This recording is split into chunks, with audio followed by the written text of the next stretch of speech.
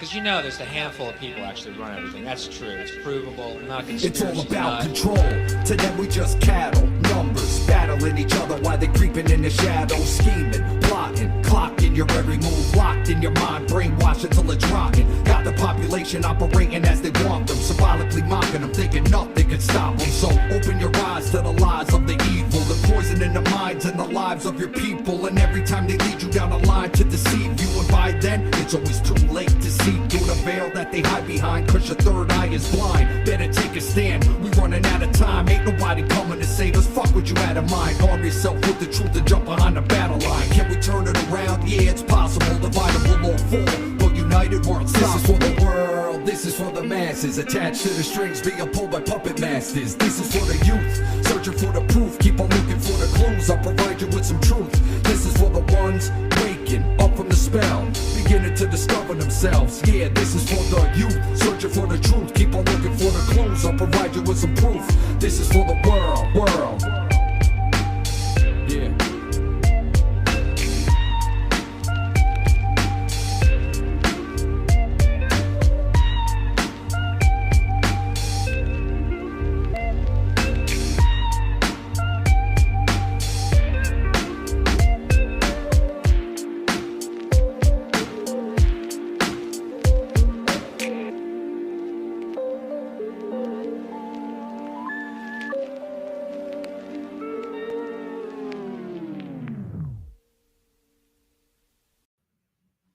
All right. Hey, everybody. My name is James Cordiner. You're watching A Hitchhiker's Guide to Truth. I'll just come right out and say the bad news first is that I still haven't got down the new equipment that I've got. So taking calls tonight won't be possible because you guys won't be able to hear my guest if you're trying to call in. So without any further ado, we'll bring the guest in. We have Aaron Butler here with us tonight. And how's it going, Aaron? What's happening, buddy? It's going well, James. How are you? I'm doing well. Finally, we have you on the show. You want to tell everybody a little bit about yourself because you're a man behind the curtain, so to speak. So take it away. Let us get to know you for a quick second before we jump into the material tonight. Yeah, my name's Aaron Butler. I'm usually behind the scenes doing some production work on the One Great Work Network, and do some co-creation with a lot of the content creators on there, just someone who's been, digging deep into the study of natural law and the occult and freedom, consciousness, spirituality, and just trying to do my part to be out here and doing the work and, trying to spread awareness and share some truth with others that might help them. Yeah. Yeah, man. Like that's, so you're not a content creator, right? You just help create content. You're a man behind the curtain, like you said, right? Yeah. It's been, a long process for me. Getting in front of the camera is something that I'm not, hasn't been my favorite thing or what's made me the most comfortable, but I know that it's necessary, and in order for things to get done or me to participate, I have a responsibility to be here and to help others. I've been doing the End of Slavery Summit with Corey Andrelat. I helped co-host a few of the interviews that he's doing over there, and he's just a machine and a powerhouse, and that guy just never stops making content to try to raise awareness about slavery and help bring about an end to the system of enslavement that humanity has been facing. Yeah, he seems to really have a real keen perspective on the matter and be able to bring to light a lot of good information.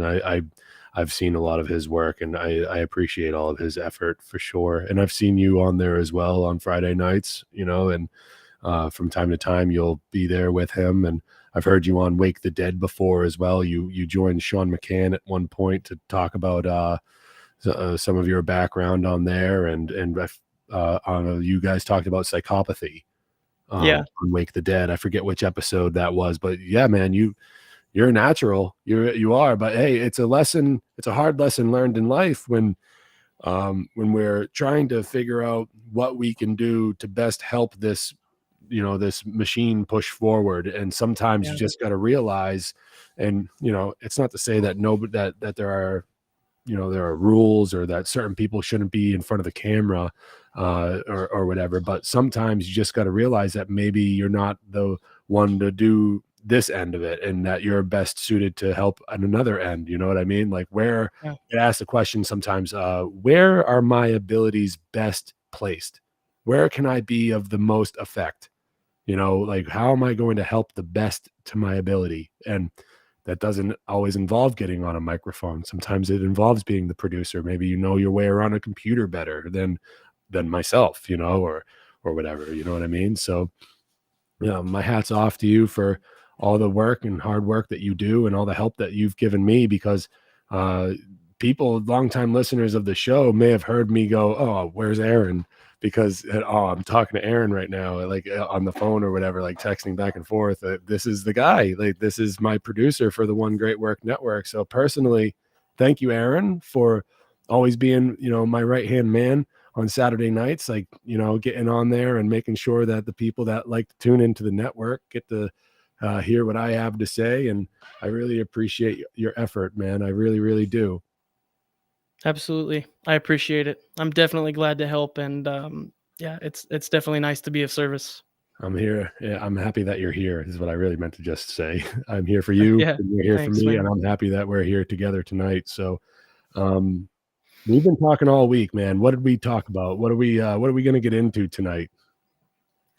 Well, I mean, we decided to talk about order following, and we've been going back and forth about the nuance and what people perceive as following orders. There's a lot of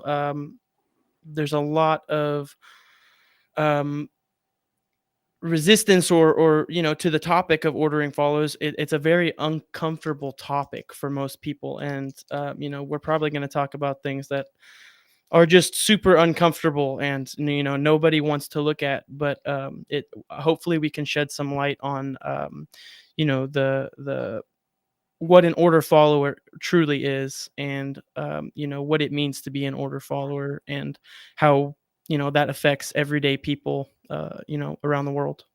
Yeah, yeah, that's for sure. I believe we were speaking earlier this week, and it made sense to bring this topic up because in our circles, in our social circles, and the people that we talk to all the time. um I guess I could speak for the listeners out there when I say this.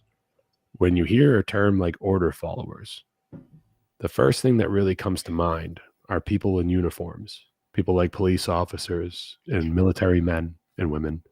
um this is the first thing that comes to mind when I hear the term order follower. How about yourself? Yeah, it definitely is because I have worked in my various jobs. I have um, followed orders, whether I believed that I was following orders or not. What I realized was that most of the jobs and profession require a because a lot of people perceive orders as just being told what to do, but what an order is, let's say, a sequence of something, and it's an organization or an order, like a hierarchy. And this affects everyone in every job or profession, is that there are orders of operation and procedure, or policies, or you know these different acts that we take part of, but we don't always know that they're orders. And so an order follower is essentially someone who obeys orders or commands or laws or policies without activating their conscience, without actually giving it the mental, the exercise of common sense of recognizing if something is a correct or incorrect behavior. And order followers live and perform actions because they were commanded to do so by an authority figure. An authority figure doesn't always come in a uniform. An authority figure could be, you know, um, the population. We all agree on something, so that's just gets placed as the authority. And order followers do this. They do it because they were commanded to, or they have chosen to. They have they have chosen to abdicate their responsibility, and they're making a decision, whether it's moral or immoral. They're making the decision because they were told to, and not because it was their own free will choice or the moral choice. And it's the reason. I mean, we'll get into it, I'm sure. But authority is something that is the main excuse. And authority is a very nuanced discussion. And we want to know if someone is just going to abdicate their responsibility, or behave without conscience. Why are they doing that, and what's behind that. Yeah, for sure. It's something that you just said that just struck me, that I think, people that listen to this show all the time and are familiar with uh, the line of work that we're in and natural law and the one great work will be familiar with this. But in case anybody out there is unfamiliar, something that you said that I think that we should define, just to set the story straight, right out the gate, is you mentioned incorrect and correct action, right? So Yeah. I think we should kind of try to define the difference between incorrect, or what an incorrect versus correct action would be. Um, and if you want to take that away, go right ahead. If not, I'll do it. But I want to give you a chance to speak as much as possible. Yeah, I use the words correct and incorrect, as kind of synonymous with wrong or right, and I know those have a moral connotation, but correct and incorrect, obviously, there is. It's as simple as to say is that the correct answer or the correct behavior is true, and it harmonizes with reality and natural law, whereas incorrect behavior, incorrect action, it results in disharmony or dis-ease of people. And it's incorrect behavior. It doesn't evolve. It's a process of deterioration rather than growth. And so, you know right meaning correct behavior, right behavior that doesn't violate the rights or free will of other individuals. And so essentially, that's kind of how I see correct leads to freedom, incorrect leads to slavery. And there is a science to that, to the behaviors that lead to slavery, or to the behaviors that lead to freedom. Yeah, there for sure is. There definitely is a a science behind it, and I like how you said that. Right action versus wrong action. Right action are actions that do not lead to the harm of other sentient beings. Willfully harming other sentient beings is wrong action. That's how I've always defined it. Mhm. So that's the difference between right and wrong action there. And so, um, so about these order followers, right? Mhm. Yeah. Do they have to wear a uniform? I don't think so. Well, absolutely not. And this because everyday people, everyday people, whether they perceive it or not, there is an order to, let's say, the world and the situation that it is right now. There is a whether there is an order of operation that things need to a sequence of operation to things. And so in order, you know, the what it is the follower of order, or the order follower is someone who is operating without a conscience. This is someone who is doing a behavior. They could even be doing the correct behavior, but that is not the reason for the behavior. The reason for the behavior is because the behavior, or why someone could. Sorry, let me slow down a little bit. Yeah, Um, by all means, take your time. The order follower is someone who has who abandons their conscience, and this allows them to temporarily believe that the responsibility and karma for their actions are passed to an authority. So they are given authorization to commit an act, or authorization, or the let's define authority real quick. Go And for it. authority comes from the Latin word auctor, or autor, and it means um, writer, leader, responsible person, the master, one who brings about, one who makes or creates. And so that is what authority is. And someone who walks around and lives, the author the, is it's the they don't they don't they abdicate their ability to they just they temporarily believe that they don't that by listening to authority or obeying authority is that it shields them from the responsibility of their actions. um there's let the authorities handle it, or Right. all of these different metaphors. I'm just doing my job. I'm Right. just following policies. I'm just following the rules. And these are all a cop out to abandon your conscience and your common sense, because that's what your conscience is common sense. Right. It sounds like you're describing like a pecking order, as if it's always like passing the buck to someone else, where it's like I'm never really Yes. you're describing something that sounds like a person never really claiming responsibility over their actions because maybe somebody else told them to do that thing. Yes. So they're saying the person who told me to do it is ultimately the one who's responsible, not me.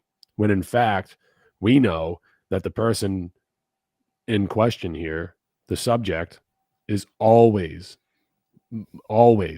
more morally culpable for those actions. Um, I like what you said there, where it sounded to me like you were saying that even if the thing that they're ordered to do is ultimately a net positive or a objectively good thing, right? The thing that they were told to do is good. For example, save that save that person from a burning vehicle, for instance. Yes. They still had to be told to do it. So they're still not a good person, Right. Right, and because just because they're not considering it, they're not thinking for themselves, right, they're they've abandoned their consciousness. yes. They can't discern right from wrong for themselves. They have to be told right from Yeah. wrong. Yeah, and everyday people, they follow orders, and it's a script that has been, given to us in this type of society that we live in. You know, um if you are behind on your rent, if you're behind on your rent, there's going to be someone there to kick you out. If you're not paying your bill, there's going to be someone to shut off the power or the water. If you're not, and someone will do it to you. Someone will do these things, and they say they didn't come up with the money. They will shut Mhm. off your water. There's an argument for, obviously you should pay your water bill, but I mean, in the sense, it's that there are always someone there to follow the orders. There's always someone there to make you put on your mask. There's always someone there to uh,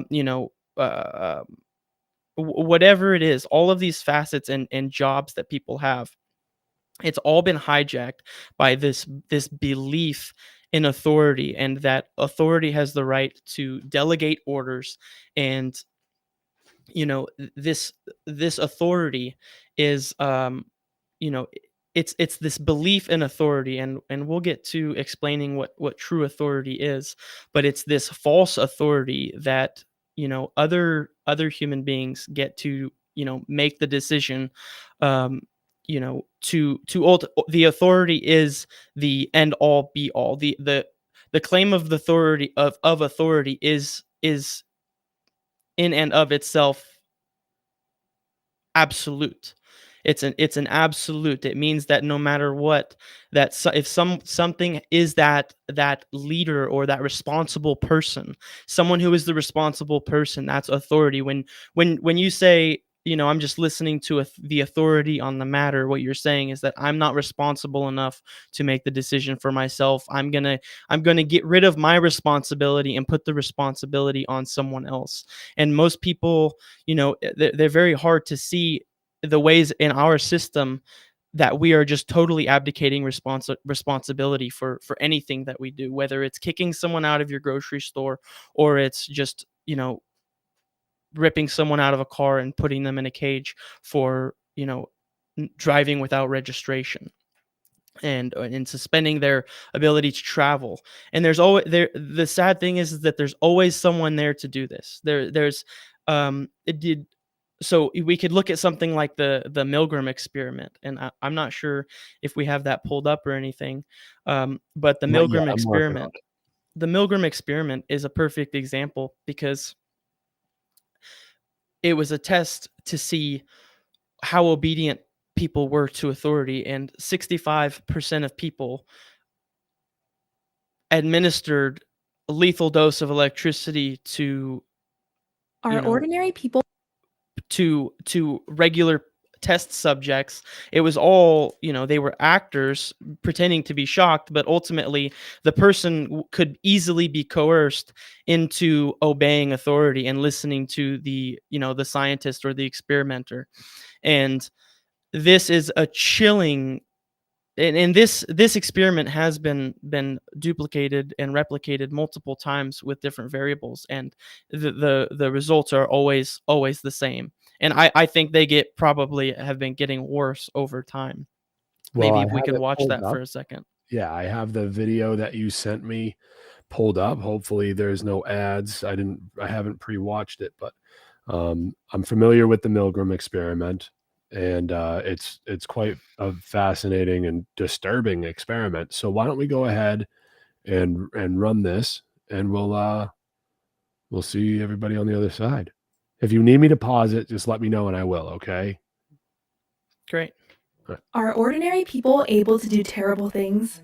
And if so, how many would give a strong electric shock to an innocent other just because they are following an order? To answer these questions, we can look at the controversial work of a man who just wanted to find answers to his family's horrific past.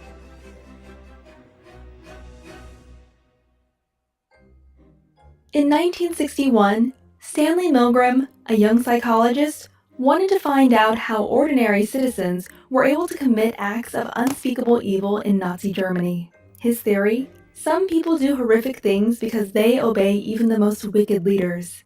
To test his theory, Milgram designed a clever experiment that changed our understanding of human behavior forever. The Milgram experiment involved 3 people: an authority, called the experimenter, who was dressed in a lab coat to appear powerful, a volunteer, who was assigned to be the teacher, and a victim, the so-called student. The teacher was the test subject, whereas the experimenter and student were both actors. Following orders, the teacher would test a student who was sitting in another room by asking them questions. For every wrong answer, the experimenter would ask the teacher to inflict an electric shock, up to a life-threatening 450 volts. Before he began, Milgram asked his colleagues what they expected the outcome to be. Almost all of them agreed that only a few of the volunteers would obey and inflict electric shocks on innocent others. What do you think? Would anyone administer shocks higher than 300 volts? Milgram then advertised his experiment as a study on memory and learning at the campus of Yale University. People signed up without any idea of what they were really getting themselves into. The experiment began with the volunteers meeting the other participants. The volunteers then pulled a card to draw their role. Little did they know that they could only draw the teacher. Next, they would be given a sample of a light electric shock in order to experience firsthand what the others would have to go through. To start, the experimenter and the teacher were seated in one room, and the student was strapped to a chair in an adjacent room. The teacher and student were able to communicate, but not see each other. The experimenter then gave the teacher a list of questions. The teacher would then read out the questions, and the student would press a button to indicate a response. For every false answer, the teacher would administer a shock, starting at 15 volts and increasing in 15-volt increments up to 450. What the teacher didn't know was that the student didn't actually receive any shocks. Instead, a tape recorder was used to play various responses. In the beginning, the teacher would hear protest or bangs against the wall.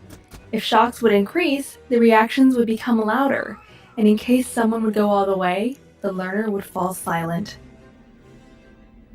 In case the teacher became hesitant and asked to stop, the experimenter would resort to the following 4 prompts. First, he would say, "Please continue." If that was unsuccessful, he would go on with, "The experiment requires that you continue." Then, "It is absolutely essential that you continue." And lastly, "You have no other choice. You must go on." Along the way, the volunteers displayed signs of extreme tension, such as sweating, trembling, and even uncontrollable laughing fits. The experiment would be stopped only after all 4 prompts had been used, or the maximum voltage of 450 volts had been given 3 times. Milgram found that, of all participants, 100% gave at least 300 volts, and 65% went all the way to 450 volts. The experiment was later criticized for being unethical, because it deceived innocent people into performing what seemed to be terrible acts of violence.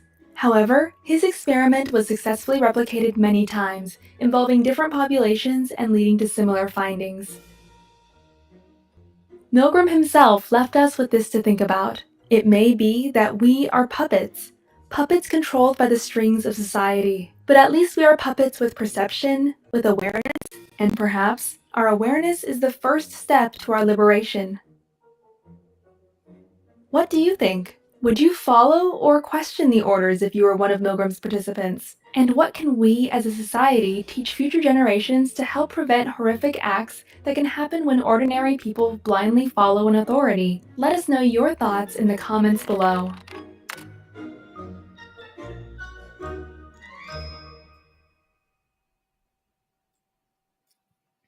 So that's a pretty powerful experiment, right? Yes, yeah, it's a pretty famous one. You know, and it just goes to show that this isn't about that. This order following is not about people in uniforms that necessarily have gone through rigorous training to make sure that they follow some sort of hierarchy. This is a perfect example about how ordinary people can be kind of intimidated into doing something that's harmful, essentially something that's immoral, because that's what we're talking about here, you know? Yeah, and it begs what the biggest question for most people, and you know, it's an interesting question, is why? Hmm. Why are so many people willing to do this to others, even though, you know, it was against someone's will, right? Most of the experimenters, there was banging on the glass. They pretended, you know, like, stop, you know, I don't want to do this. And the teacher in the experiment ultimately was easily coerced with words saying, you have no choice. You know, this is the only way, you know, you know, all of these things. And why I mean, maybe not everyone wonders that, but I wonder why do 65% of people, why will 65% of people be willing to just obey someone in a coat because they're wearing a coat, or because they have an authority over anything? And so it's like, what is that belief in authority that is so strong that you're willing to kill someone? 65% of people are willing to push the button all the way up until death, and that's 65%. I mean, what is that? I mean, that is such a scary statistic that everyone should be wondering what would make someone do that. And I think there's, there's a very obvious question, is that obviously taking responsibility is something that is, we because here's the deal. All of these people, they were under the assumption that they're not going to be responsible. They have no choice. The authority is telling them to do so. And so, with my research, from what it seems like, and I mean, it's very simple, is that who do we know that obeys authority? What type of people, are, obedient to authority or perceived authority? It's children. Mm-hmm. Children listen, and when a human being is born, they have very limited information and tools to function, and they can't sustain themselves like a mature adult. So it requires a parent. And it requires a parent to assume the total responsibility for the well-being and raising of the child. And so kids and children are helpless in the beginning. They don't have the responsibility. And so if the parents fail to provide the responsible care for their child, and this failure isn't reconciled, it'll manifest emotions of abandonment, of fear. The child will not have a sense of security. The child will be codependent. The child will be helpless. It will feel helpless. It'll have attachment to authority. And so... Oh, and to interject, sorry, and ultimately, what forms because of this abandonment is a distrust toward the world itself. Absolutely. Go on. Absolutely. And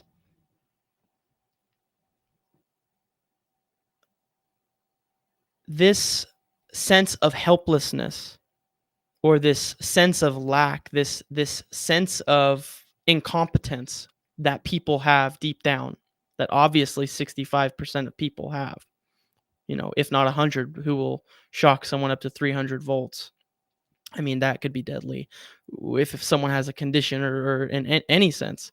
But what we're dealing with is a society of children who need a parent. We're looking for a parent, and we can look back to the definition of authority, and it's a responsible person. And what humanity is doing is we're seeking for that responsible person. But what we're doing actually is projecting our own trauma and our own abandonment out into the world. It's manifesting in the physical 3D reality. And it's coming right back at us, to where we're begging for a leader. We're begging for a parent to take care of us. And it's manifesting in all of these celebrity or political figures, all of these billionaires, or these peak, I'm not sure if this is the right word for it, but it's the externalization of the false hierarchy. It's the lower hierarchy, the hierarchy of fear, of abandonment, of lack, that we're not competent enough to be responsible for ourselves. And that's ultimately what it perpetuates itself, because it's the fear that we can't do it, so we need help. That's manifesting it into the 3D world. So it's our own trauma, unhealed trauma from being abandoned. And you look into abandonment trauma, and it manifests itself all throughout history, 100%. The trauma from abandonment issues is so deep seated, it's almost epigenetic at this point. Yeah, It's almost, absolutely. it's almost ingrained. In fact, I would almost go. I almost want to go all the way and say that it is ingrained within our DNA. That it's been going on for so long that it's ingrained into our DNA. You know, that Yeah. it's just passed down. This Yeah. abandonment is just passed down. If it's not a physical, if it's not hereditary physically, then it's definitely culturally hereditary, where it's just become this normal thing to like give up your children. Like, so for example, um, say you have children, which I know you do, and I do too. Everyone knows that. So when you have a child and you bring that child to a daycare, all right, this is the distinction that a lot of people, they hear the word abandonment and they go, oh, like you picture leaving your child in a fucking wicker basket at at the at the stairs of on the stoop of a firehouse someplace. Like that's the picture that comes into like 99.9% of people's minds when they hear the word child abandonment. They think, Yeah. um, maybe they think you had a baby and you put it in the foster care system, which is really fucked up. Don't do that. Sorry, you have a baby, it's your baby. Anyways, I digress. Maybe you picture that scenario. Maybe you picture the old firehouse scenario. Maybe, there's a few different things that come to people's mind. But the last thing that will ever come to anybody's mind in this day and age is bringing your child to like a daycare or a public school and saying, there you go, off you go, see you later. Because what happens inside the child's mind is not, they don't recognize it at first. They don't recognize it as mommy or daddy is coming back later. When you hand your child over to the other adult or the young person, because it's a lot of young people these days working in these daycare centers, I'll tell you, there's adults running the places, but there's not a lot of adults working there, and they're severely. I can tell you from, experience, because my wife used to, and I don't want to give too much about it, but she used to be very much in that industry until Yeah. she learned a few things and it disturbed us to the core. Anyways, she could tell us that they are severely understaffed, and the people that are staffing these places are very, very inexperienced. They're young women who don't even have children of their own, and that there are so many children in these facilities that there's like a ratio of like 7 to 1, 7 kids to 1 adult. Babies. They're not getting proper care at that point. Well, usually they're not mature adults. I mean, every teacher that I've ever experienced, minus a couple, actually expressed mature, maturity and responsibility. Most of the teachers that I've ever, met or were teachers, they were very childish. And they loved authority, and they loved being in charge, and they loved being able to drop the gavel on any child who Yeah. is, not in line. Yeah. They love medicating children too, is what they do. Right, and And what I they was getting at was that, like, basically what happens inside the, sorry to cut you off, but I Go ahead. thought I heard something in the background. I thought I was getting yelled at, but it was that the children don't recognize it as like mommy and daddy are coming back. There's children out there, a large amount of children at least, and all of them really, to be honest, they see it as their initial reaction is like mommy or daddy doesn't want me, so they're giving me away. Like Yeah. that's the majority, if not all, like what's going on inside a child's mind when that happens. Yeah. Now there's different reactions to that. There can be some really hardcore emotions felt at that time, like they get sad, or maybe they get angry, or they disassociate, or whatever. But these are the things that really happen, and it's forming in their mind a trauma.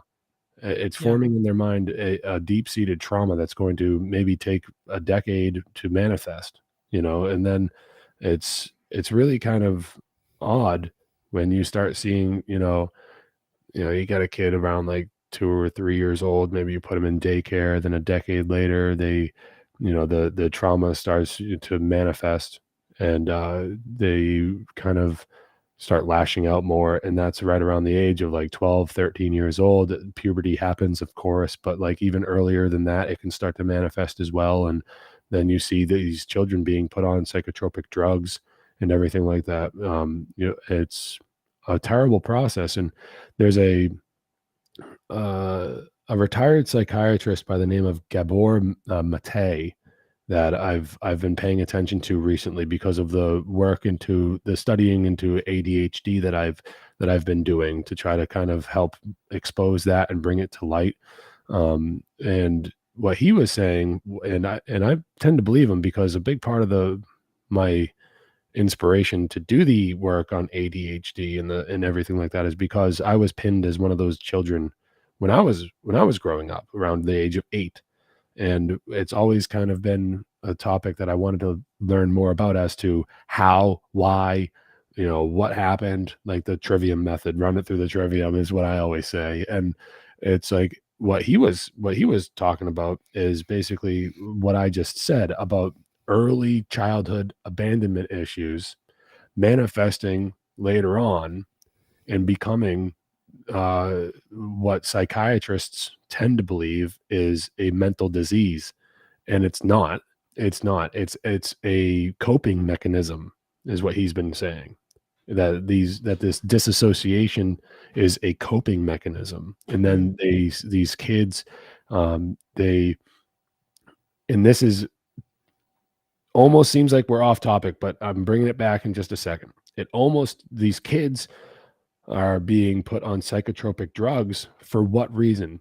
Because they won't listen to who? The teachers, to an authority figure.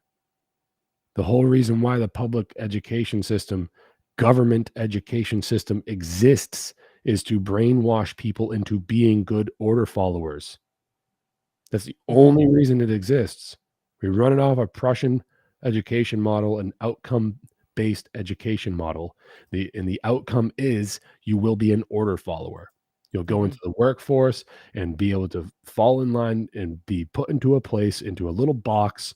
And in this box, you will be doing what you're told. Whether that's the police, the military, the factories, whatever. In that box, you will do what you're told. Everybody's got a boss, right? Everybody's working for somebody. Like that's the goal, right? So everyone's an order follower. Everyone's supposed to be an order follower. And about the whole daycare thing, I might have been a little bit off about those numbers, but I remember back in those days, it seemed like there was a lot more kids than there were adults in the room to take care of the kids. But anyways, I want to leave that behind. I just want to make sure that like I'm not, coming across as a dink. I'm not trying to talk shit about anybody, but I remember being told, like it just seems like we're understaffed. It's like it's a terrible thing. But yeah, I mean, from the earliest ages, these kids are given up, and to who? To other adults. And it creates that trauma. But so when kids are resisting, they get drugged into a state where now they're complying. That's essentially what we're dealing with. And when it comes to the childhood aspect of it all, it really comes down to like where does this prescribed belief really get pushed, where you have to listen to authority, and you were onto it right from the beginning since childhood. And it goes in through the government school system. That's where. There's nowhere else. And then it gets carried on generationally from the parents onto the children, not only by putting the children in the government schools, but when they get released at the end of the day, they come home with their homework. And the parents are sitting there going, you need to please your teachers. Yes. Listen to your teachers. Listen to your teachers. Listen, don't cause trouble at school. And it's like all the kids are really doing.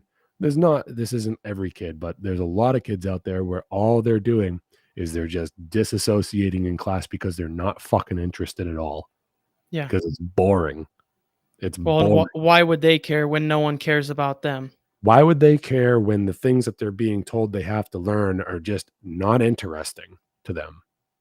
Yeah. It's a total disregard for any individuality, and there's no when you disregard. So this is another point that we can get that maybe should be made now. I'm going to make it now. We live in a system. If we're living in a system of voluntarism, we need to understand individual rights, and everyone has the same individual rights. But the rights come down to the individual because the individual is the one that's going to discern right from wrong and be able to practice their rights. Yeah. Right. You can't I- have a crowd. You can have a crowd, and you can have a crowd that's not doing anything wrong, but you can't. But that crowd, every individual in that crowd has the same rights and wrongs, right? Yeah. But every individual in that crowd are individually practicing right from wrong. You Yeah. follow me? So Yeah. when we have a voluntary society, it's based on individual rights. That's the only, because you can't have rights for a crowd. You can only have rights for individuals. Rights for a crowd is when we start getting into things like communism and socialism, all these isms and whatever. But we want individual rights. We want voluntarism. We want to be abolitionists and have a nice anarchist-based society under natural law. You can't do that if you're giving rights to a crowd. Yeah. I hope I'm making sense for you and all the listeners out there. But so Yeah. what I'm trying to get at, I'm sorry, was You're good. and I forget because of that. So anyways, take it away, Aaron. Well, I mean, what we obviously know is that, it doesn't have to be just abandonment. It can be an abuse of authority. It could be an abuse. It could be like I mean, I get, in a way, you're being abandoned by someone who it's their responsibility to act a certain way, to treat you with a certain amount of respect, to educate you and raise you. Where in the situation things are now, it's constant self-doubt. Don't do this. You're not capable of doing that. And I mean, I'm going to get some hate from some of the parents out there, but what do? Abandonment, you could be right there with your child, but when you hand them your phone with the Paw Patrol on it, and they're getting teleported into Paw Patrol land, and all day long it says, if you're ever in trouble, just yelp for help. If you're ever in trouble, just yelp for help, over and over and over again. That's just one of the little repetitious orders that are being pushed at our children, and it's all comply, every single bit of it. And it's not just about the media. It's every facet of life has been infiltrated by a false idea of authority, by a false perception, a false belief, and a blind trust of authority. Because authority is much more nuanced than what, it's easy to bash authority, but the truth is that authority exists in the natural world. And that's a nuance that some of the people, haven't done too much thinking about. But authority in the natural world is a hierarchy of knowledge and a hierarchy of order, a hierarchy of truth. And so to obey authority in the true sense is to obey truth, to obey natural laws that were not created by man. And so these laws are absolute. So that's what the authority comes from. And the true authority is something that it is. True authority is yielded to by love. It's yielded to because you have a love for the truth. And authority is someone who is a force, or someone who obeys authority is someone who yields to the truth, and someone who doesn't deny truth. It's someone who gets out of the way and says, this is true. I am obeying that. I am acting correctly in alignment with the truth. And so some people call it God or natural law or the laws of God or the laws of nature or natural law. All of these different words are pointing. They're not the thing itself. I feel like authority is more of just a philosophical word than it is, it's a word. It's Right. But we have this idea that authority manifests, Right. with the dominance. True authority is, it's an absolute truth that cannot be assuaged by how someone, feels about it, or how someone votes on it. But Right. this true sense of authority is what people are actually after. Yeah. It's an actual order. It's a natural order is what some people would call it. And Right. Because we have free will on one, and that would be, we have free will and natural law. All right. And these things exist. They work together within the scope of reality. Okay. Where we are granted free will. We're born with it. We come into it. We are born with the potential to realize our ability to act within the universe itself. Yes. And it's throughout our lives that we come to understand to what extent can we push our given potential by using our free will and the knowledge that we've gained to discern right from wrong in order to perform right action or even wrong action. You have free will. You can explore the universe as you wish. That's the truth. But on the other side, you have natural law.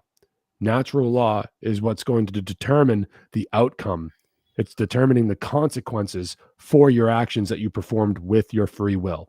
So natural law, the laws of behavioral consequence, so to speak, these laws are going to be in place. They've been in place for all of time. They're in place now, and they will be in place centuries after you and I are gone. Everyone that's alive now, natural law will outlive you.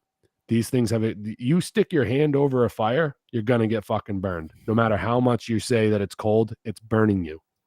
That's just how it's going to happen. You jump off of a cliff, natural law determines you will plummet to your death, depending on the height of the cliff. But you will plummet. You will fall down those stairs. I fell down my stairs earlier tonight. I feel like I twisted my ankle a little bit. I'm cool. But yeah, so we have free will, which has been said before to be the random component to how things are run here. Okay. And then we have natural law on the other side that's said to be the deterministic component to how things are run here. And these things, free will and natural law, they work together at all times in all places. And that's that.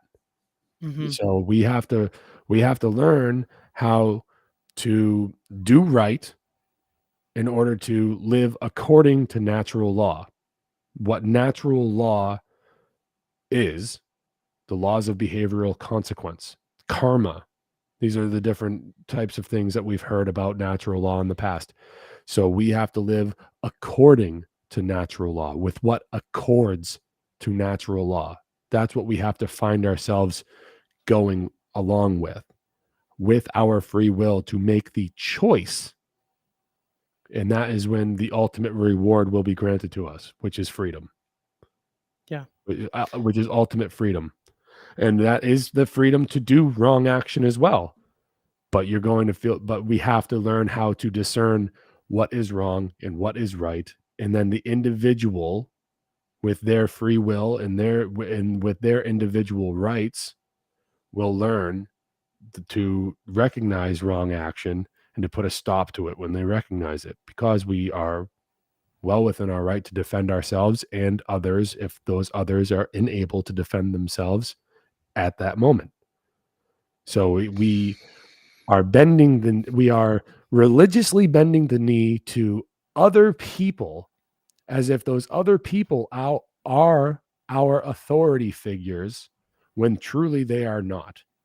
No person on this planet has any more right to tell anybody what to do than anyone else.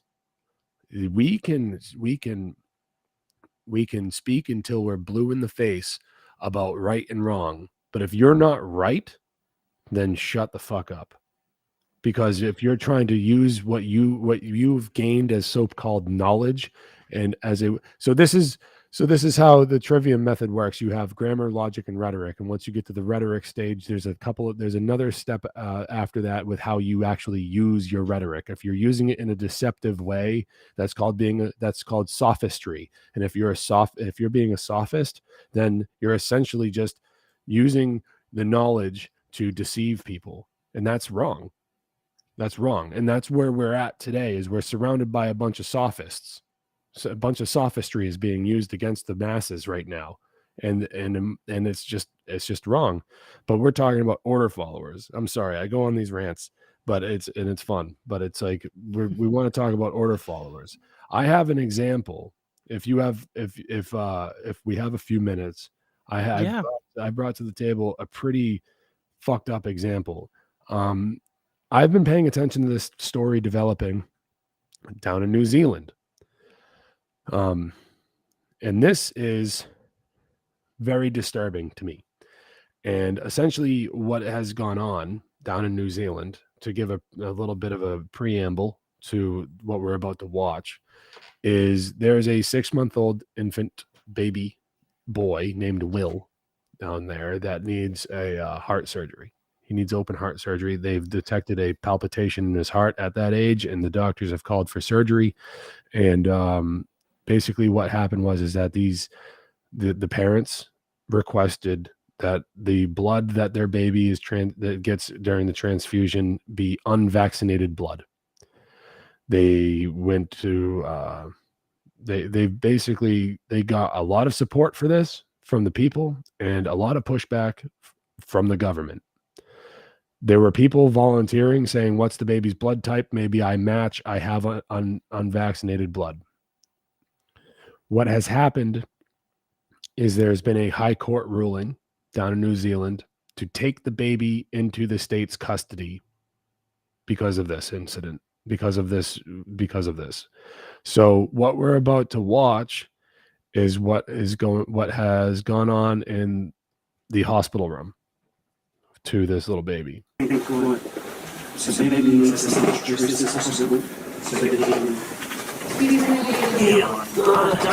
that, boys.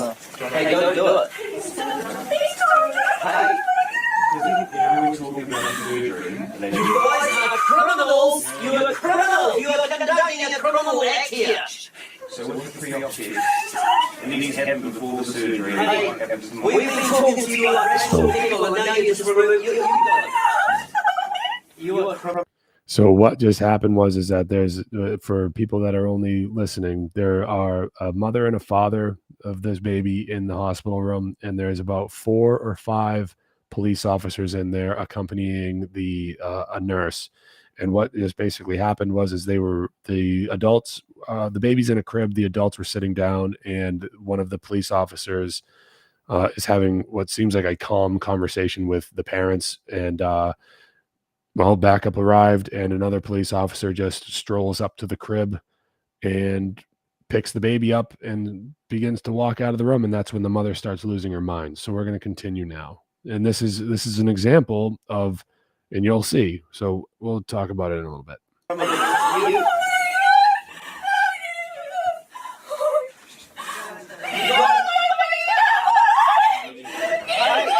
Guys, move out the way. You guys are acting like criminals. You are acting like criminals. All of you are criminals. You are criminals. You are a criminal. You are a criminal. You are a criminal. And so are you. And so are you. Can you guys just give them some space, please? You are a criminal. You will not be part of the surgery tomorrow. We do not authorise any of that. I just want to know what's happening. No, we're not listening to what you've got to say. I mean, he's going to be okay. No, he is not going to be okay. We need to take him to the hospital.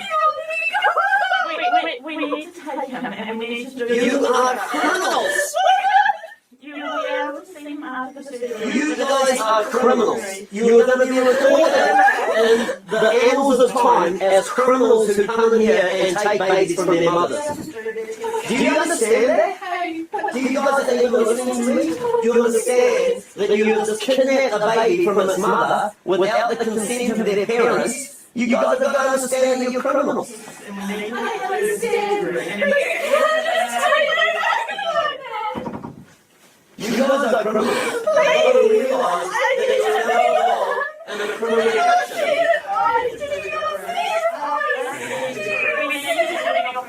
No, you do not need to do the operation. No. That'll continue in a second. I pulled these off of Twitter, obviously. But Dude, please, can I just go down with him? Hey, we can give you some time in here. We don't need any time. You guys are criminals. Please, excuse me. I just need to be. You guys need to get out. Please, No, you're not. please. You're not listening. You can't do that. I just need to be with him.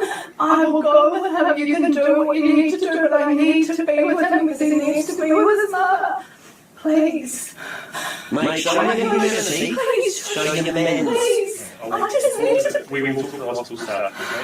Okay? Hey, what good is that? Shush. Shush. You can't just remove me like that. Please. The hospital staff is taking the baby for the pre-operation checks. Yeah. Against our will. Shush. That is in line with the order of the High Court. And they're doing what they need to do now tonight I just for the need operation. I just need to be with him. Please. It's not. Please. We're prepared to work with you, isn't it? But Thank you. we really need to. Shush. We need to be able to come to this like we Can are. I just be there with him? You can do all that stuff, but I need to be there with him. Yeah. And that's something we can negotiate with the hospital. Let's do it. But Come on, let's go. yeah, but the two of what's all on is to know that I'm currently. And I don't think it's going to go through it. it's a police officer. I'm a parent too. Imagine that, you know, what's happening at the moment, what we're going through. And if you were real mean, you wouldn't have done this. She's going to see if she can believe it. Just okay. Real men don't act like this. Sit there, sit You there. guys like hearing what I'm saying. Real men don't act like what you just acted like. Hey, I'm not insulting you, I'm telling you the truth. That's lucky. Honestly. Oh, man. We just go now, Ben. You weren't prepared to work with us from the very beginning. Why not? Sam, she's We will talk through it, okay? You know that nurse is crying too, because you know this is so wrong. No, everyone involved, everyone in this room is upset about this job. I don't want to be here as much. Yeah, I don't want to be here. Then why are you there? Why aren't you coming to the defense of these people? And then the guy, he's like, "Oh, we're not going to hurl insult." We'll continue the video in a second. I just want to point out how the dad is the one telling these cops, like, "You're not men. Act like men. Stop doing this." And then he's like, "Oh, let's not hurl insults at each other." He goes, "I'm not insulting you. I'm telling you the truth." Bravo, good sir. Bravo. Like so let's continue here. Just so everyone watching is the baby that's there. There's two women in the room, two mothers in the room, because they share bedrooms in these hospitals. So the baby on screen is not the baby that's getting the procedure. It's a completely different baby. So they're not just bringing this woman's baby back and forth throughout in and out of the room to, like, so don't get it twisted. That's a completely different baby. There we go. Here we go. Yeah. That's what we need to be doing. Standing on the side. Fucking ridiculous. Hey We guys, need to chuck you back. you handed it right now and you'll have some decency inside you. Walk out the door and you show what you are. Okay, it's okay, we just need to be oh. Oh my God. You knew that was going to happen. They got no humanity. So let's go down there. Just wait, I don't want to, I just need time to sleep. Let me just go down there. I just need to be next to him. Okay. Just stay here, and then just want to see what you can do. Can you just, I know that's where we'll have to do this one too. Sam, the cop just said that it will kick because I chuck your badge in and then come on outside, we'll fundraise for you because it's got the family fee. And I said, well, I promise you we will get you enough money. He said he's going to do better and stay in the job. So I hope it doesn't mean something. But it doesn't. Right now, but let's just hope he comes. These men are acting like subhumans. Hey, well, everyone, I don't know where this goes to around the world, but, our baby has just been medically kidnapped. Thugs have come in wearing police uniforms, and they've ripped the baby out of his bed and violently taken him out of the room. They've threatened to arrest us all if we even pursue our baby. So let this be a lesson to the entire rest of humanity, is the takeover has actually started, and it started in a hospital ward with a baby. So I could have tried to do something, but I was just being handcuffs on the floor getting beaten right now. So I call on humanity to arise, because this is you all know. Yeah, so essentially, like, he's absolutely correct about that last part where it's like, yeah, I thought that the whole time. I'm thinking to myself, like, how are you just standing there, cussing these people out? Like, but when you realize you're one person or, maybe two people up against, highly trained individuals such as police officers who are just foaming at the mouth, ready for the next time they get to assert their dominance over somebody that is in their mind, a lesser than, it's very intimidating. So it's like, what can you do in a situation like that? It's a completely rational. I actually applaud that gentleman for having such a cool head, to be honest, because he realized the truth of the matter is that if he really did push back hard enough, he would be, like he said, on the ground getting beaten. And that's the truth. That's what would have happened to him. You can't convince me otherwise. It's just how it goes for people like us that aren't a part of their thing. And the guy, one of the cops had the nerve to say, I don't want to be here. Then what are you doing there then? This is the perfect example of order followers. He vocally shows that he doesn't want to do what he's doing, but yet he is still doing it because he's just doing his job, right? Yeah. I mean, the saddest part for me is that people's tolerance are so high. That's the part that infuriates me, is that my instincts is that I wouldn't be that calm and collected. No. My ability, I've said it before, it's like, unless you're in that situation, your ability to play by the rules kind of starts to go out the window, because that's a violation. That's psychopathy. Yes. That's insane. That's insanity. It's like, I wouldn't be getting handcuffed because I would my pulse would probably stop. They would have to put me down. Like that's how vicious I am, dude. Like I at a certain part, it's like I'm willing to go crazy over it. It's like, at what point is it going to stop? It's like, sure, I would be arrested, or it's like at a certain point, the principle in losing the fight is and it's like, that's worth more than just taking it. It's like, that's the saddest part to me, is that our tolerance is so damn high, dude. Our tolerance is so damn high. It's like, their first mistake was being in that damn death camp. That's their first mistake. It's like the saddest part is like this disease that we're going through. It's like these leukemias, these cancers, these diseases, they don't come out of nowhere. We're a diseased civilization. The healthy people don't get sick. Healthy people, it's not just healthy to be sick. This disease, it's like, when you fall, you called authority as, you know, a disease of consciousness, and it's, I mean, how sick do you have to be? How sick do you have to be? I mean, the thing is that I used to be an order follower. I know exactly what these people are thinking. I know the exact feeling of just doing whatever because you're told to do it. You know, I mean, it's absolutely sick. It's absolutely sick. And I mean, how that's my thing, is like me keeping my cool. It's like I know the consciousness of these people because I've been an EMT. I've worked with police. I've worked in hospitals. It's like I've been to public school. I've watched television. All of these institutions, it's one big cult of authority. Every institution has their god, and it's their books or their laws or their policies or you know, their lies that perpetuates the whole thing. And that's the part that's so infuriating, because the principles are the only thing worth like dying for. Yeah. It's like that's what's truly worth dying for, is principles.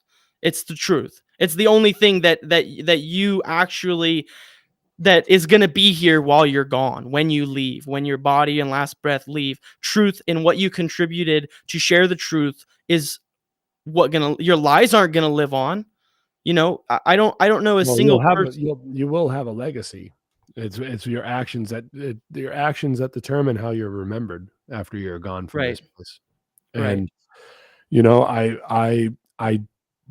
upon the first viewing of that, I had the same reaction as you. Like, but we forget that we have a different culture over here. These people have been defanged down on that island in New Zealand. They have no real means of self-defense. There's a complete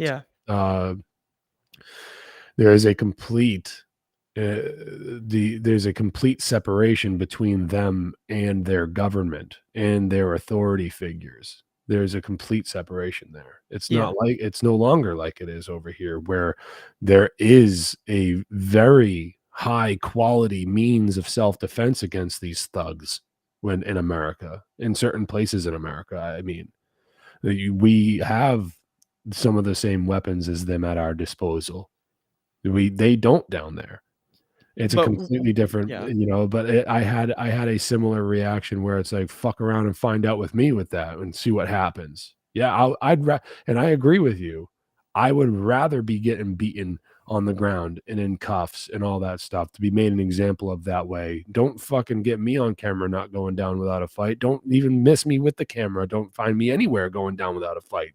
You come at my kid like that, you're gonna fuck around and find out in the worst fucking way you've ever even realized. Right. You don't even understand the storm that's coming at you. You come after one of my kids. You don't understand. You do not want that. But this guy, and there is an aspect, because there is an aspect of sorry, man. It's okay. It's there, because I do understand that, and I do get that, you know, that sentiment that I'm no good if my son was being taken. I'm no good to my son if I'm not here. That's exactly the line of thought that when you calm down from the initial knee-jerk reaction to like, I can't fucking stand that shit. You calm down and you go, what good am I beaten and bruised in a jail cell to my little baby? You know, and that's the tough part. That's how these people get away with what they get away with. It's your emotional attachment to another person or some physical belonging or whatever. And it's like, no, your rights are being trampled on. What the fuck are you doing? Yeah. This is how they get away with it in the first place, because no one stands up and puts a stop to it. You have to let go of your the things that trap you. You have to let go of those things and realize that your rights are being trampled on. Your baby's rights are being trampled on by these people. And it's not only just the cops in that situation. They're in a hospital. That's another complete different form of authority and another complete form of order following, you know, in its own right. You know, like that's a big part of like what's been going on the last couple of years that we've all been experiencing. This appeal to authority when it comes to men in white coats or women in white coats. It's always blue, blue uniforms in blue, or are you wearing another uniform? Are you a doctor? Everyone bends the knees to these authority figures, and it's like, I get it. Your baby needs a heart surgery. What are you going to do? Your baby's going to die. Like your baby's going to fucking die. I don't care how how the heart was damaged. At that point, I don't give a shit. Medical science is nice. There's ways to heal that kind of thing. And we should take advantage of that if we have it. There's nothing. Why shouldn't we? Why shouldn't we? Am I violating natural law by going to the fucking hospital because my baby needs a heart surgery? Or should I just let my baby die like I'm John Travolta not giving my fucking kid the medication that he needs, and just let the fucking kid die because Scientology or whatever, some other weird thing or whatever? No, my kid needs a surgery to save my baby's life. I'm going and I'm going to do what I need to do to save my baby's life. These people want unvaccinated blood. They were volunteers. Like this whole entire thing is just completely fucked up, and I don't understand it.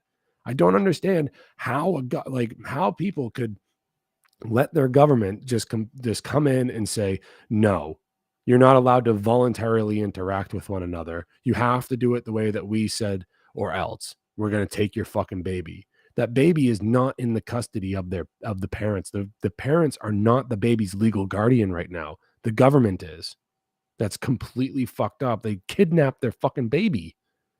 Right. The people down there aren't burning the fucking place to the ground because of this. Your baby's next. Right. And when they came, you are the baby. I mean, yeah, we have all been stolen and abandoned. You're a mental midget. And kidnapped. You're it's a like mental midget. Yeah.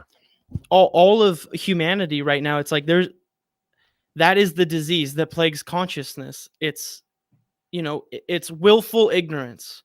It's willful ignorance. It's I want to remain a child. I don't want to be responsible. It's like the saddest part is that our tolerance has gotten so high because the answers are truly simple. And it's don't let people steal people. But we live in a world where nobody wants responsibility. No one wants the guilt for what they've done. No one wants to live in. It's a fear mentality. It's a fear mentality is all it is. And 100%. the sad thing is, like, sure, if something were to happen like that, it happens all the time with CPS. Even families call CPS on their own relatives, and it's these traumas that actually perpetuate it. It's there's going to be a point. There has to be a point. I mean, if we ever want to put an end to it, is that, you know what? I've been through enough with all this. They're trying to take my kid from me. Why not fucking just die for it? It's like we're just clinging on to this fucking life. What is this life without truth? There is no life and living without truth, without order, without true order and natural law. What is it? I'm just gonna sacrifice my child for nothing, for nothing. It's like when you die, at least it's like people should at least be willing to die for it, but we're not, because I mean that's the ultimate choice, right? Is when shit starts coming down the pipes, are you gonna get on your fucking feet? And it's like, why cling on? Oh, well, there's half of you that says, oh yeah, I better not get pummeled or get the risk of being maimed or murdered by the government, because if I resist what they're doing, then I'm not going to be around to take care of whatever. It's like there's a certain point, dude, where fuck it. And that's not unreasonable to just have that feeling. It's like, you know what, dude? Fuck it. There's an amount of craziness you have to fucking take into your brain to think about that, because what order following is psychopathy. It's an excuse to be psycho. It's an excuse. The authorities said this, the authorities said that. This is the way it goes. If you don't like it, leave, go to this place. It's like, that's what it is. It's a damn disease. And there's no excuse. There's no excuse to be where we're at. And so there are no rules anymore. There are no rules when it comes to this.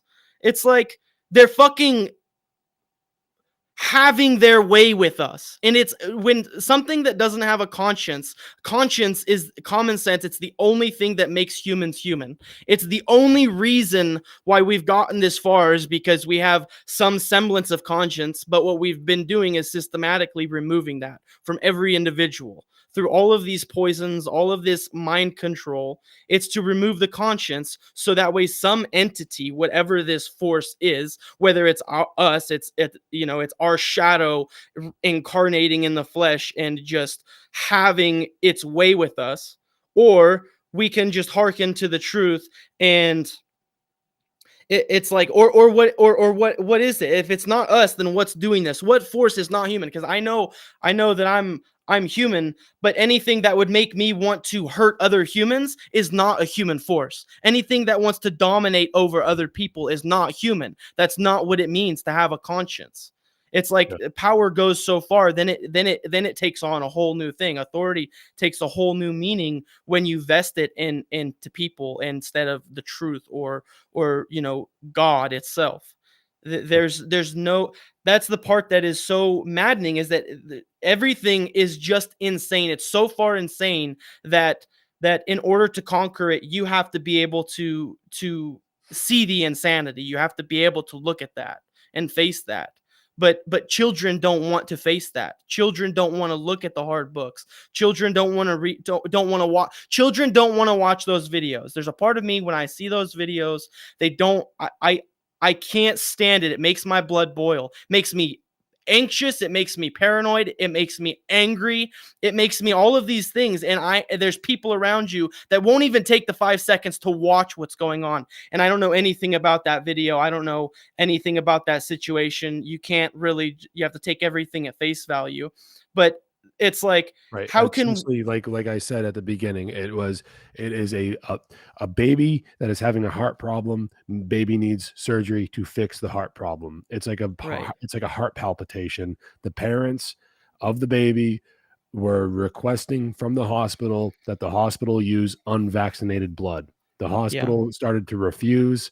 People, they made the story public. People were lining up to voluntarily give their unvaccinated blood to the baby if they were a matching donor. The government got involved. They got in the middle of it and said, no, you can't do this. And a court made a ruling that the baby will be taken out of the custody of the parents and put into the guardianship of the state until what could be further notice. Of course, they gave an end date to when the baby would be released from the custody of the state and back into the arms of the parents, but these people can't be trusted. Bottom line, anything they say is a fucking lie until anything that they say past what they say about how they're going to assert their authority and dominance over you.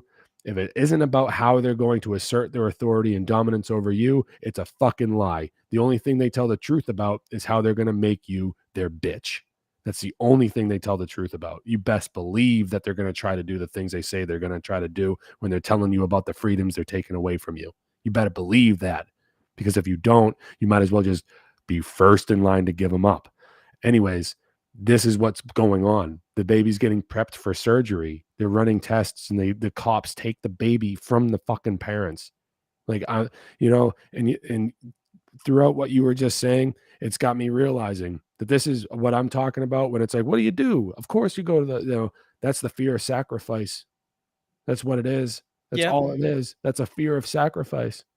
You don't want to be the one that gets to be the example of how you know what I mean? Like, you don't want to be the one. It's ultimately it ultimately comes from a mini-me Satanism mindset where you have a fear of sacrifice and you just want what's best for you. Self-preservation. That's a self-preservation mindset. Mini-me Satanism. And you, like I was talking about, you have to let go, Like we all want what's best for our kids, but when in this situation, you got to realize, like, we don't have that shit happening here in America because of a few reasons. But one, we're fucking heavily armed, and they know they can't get away with that shit in certain places. They just know. Right now, as it stands, it's just not going to happen here. They tried a bunch of that shit the last couple of years. There was enough pushback. It's just not happening here. It's just not right now. Down there's no way for these people to rally up and really defend themselves. There's just nothing. There's nothing they can do. There's nothing they can do at all. So it's either be beaten to death by the cops or let them do whatever they want. And Right. you know what? Like, you should get beaten to death by the cops. There's two choices: get beaten to death by the cops, or get beaten to death by the cops. Oh, which one? It's Right. it's I like, hear what you're saying now, and like I was pushing back on it at first, where it's like, what do you expect from this guy? And it's like, no, like we should expect him to go up to toe with 4 cops, ballistic, dude. just Fucking absolutely ballistic. like Wolverine style, you know? It's You know what I mean? Like that's what he should do. That's what he should do. yeah, that's what he should do. That's what he should You're do. right. Like that is the crazy part, is that I mean, I had something I was gonna say. I totally skipped it, so I'm sorry, but No, don't be. it is madness. It is madness. And you know, that whole situation, it's not even that complicated. That is an extreme. That is an And you know what? extreme Sorry to interrupt, peak. but like even so, yeah, your baby dies, but it's not your fault. You did everything that you could to do the right thing for your baby by not giving him fucking mRNA tainted blood. That's gonna kill him anyways. You know, so Yeah. you like your baby's dead anyways. Sorry. You know, Well- the state took him. They're giving him dirty blood. You might as well you might as well be back in the 1980s when they were giving people AIDS through blood transfusions. They were giving people HIV through blood transfusions back in the 80s because they didn't know enough. Right. It's the same thing. It's the same exact thing. You're sorry. So what are you Yeah. gonna do? You should fight. You should fight with everything you have. Everything you Yeah. have. Everything. Yeah, because Even if it why means not? Yeah, why not? You know? Why the fuck? Everything is on the table at that point. Everything is on the table at that point. That's what most people don't understand. We're past the point of no return. It's like there is nothing but straight up vicious psychotic recovery of our freedom. I mean, it's not even at a point where it's like the psychosis has manifested itself into this whole encompassing entity around the earth. And it's like this whole planet is encompassed by people who ultimately we want to, I mean, be God, essentially. We want to have total control. It's like Yeah, but you should people, be able to be God and have total control over yourself. right. Like that's the Right. thing. Like if we're all little pieces of this collective, like this all is mind. Like if we're all, you know, what did Bill Hicks say? A young man on acid realized today that we're all one consciousness experiencing itself subjectively. That there's no such thing as death, and life is only a dream, and we're the imaginations of ourselves. Here's Tom with the weather. Yeah. You know, like that's a excellent bit, and there's truth in that, where we are all collectively making this reality through our consciousness, and we're experiencing ourselves subjectively. Yeah. You know, We like, all have a response ability. We all have an ability to respond. It's like yeah. that because you have the ability to respond means that it's your responsibility to respond, because it's like every human has a these choices that they have to make. Like you know, with great power comes great responsibility. The great power is that divine force that you were given to make a difference in your own way. It doesn't mean you have Right. to make a difference the same way everyone else does. It's that God blessed you with your free own, will. and yes, with free will and your path, if you will so choose it.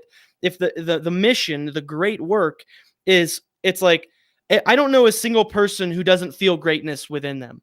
I know I feel it. I know every person feels something deep down that is great, that is powerful, that is an authority, but an authority over themselves and to their destiny. And so you have authorship over that destiny, and you have greatness within yourself, but you will never achieve it unless you do the great work, unless you participate in and make a sacrifice for that. Because it's like I'm met constantly. It's like the sacrifice. Here's one example. The local constabularies think that they have the right for me to force me to registering my vehicle. And I don't want to. It's not their vehicle. I don't want to. It's not their vehicle. I bought that vehicle. But they think that I have to pay them. They are under this belief that I owe them something to drive it on the roads after I pay whatever property tax and you shop at all their stores and use their utilities. It's like, I don't want to do that. It's my right to not do that. And there's a justification of people who think, oh, well, you know, they have to keep up the roads. They have to do whatever. Sure. But I know my road hasn't been plowed with snow. I'm sure the mayor's road gets plowed with snow. I'm sure they all their buddies get their houses and roads taken care of. I don't get shit. And somehow, but here's the sacrifice, the hard deal with it. If I don't, and so I got a fine. It wasn't a ticket. It wasn't come appeal this or whatever. It was just saying, you were caught. I got pulled over. You were caught driving without registration. And I didn't hurt anyone. I didn't steal from anyone. I didn't commit violence. I didn't steal anyone's time. I haven't done anything. I shop at all the stores. I'm a part of the community. I contribute to the community. I'm a business owner in the community. I contribute. And my contribution has nothing to do with you being entitled for my ownership of my vehicle. Now, if I don't pay it, here's what they'll do. Eventually, over time, they'll steal my ability to travel. They'll take my license. They think they have the authority to do that. And everyone around me thinks, oh, well, you better just give in. You could. You better just give in. The guy that's like, if I see you being like, and that's the general attitude of much of the public. Much of us people that What happened? I am hearing someone. I don't think it's you though. Did we let someone in on the call? No, sorry. Oh, you must have heard. I was trying to find a place. I was listening to you talk, and I was trying to find a place in a video that I wanted to show.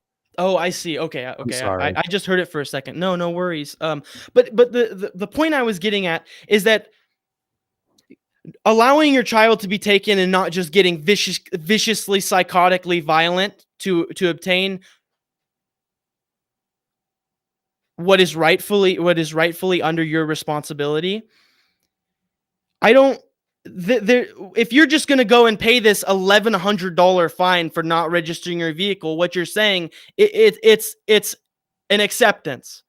By you not fighting back, by you going to pay the fines or tickets or whatever, it's acceptance. It's compliance.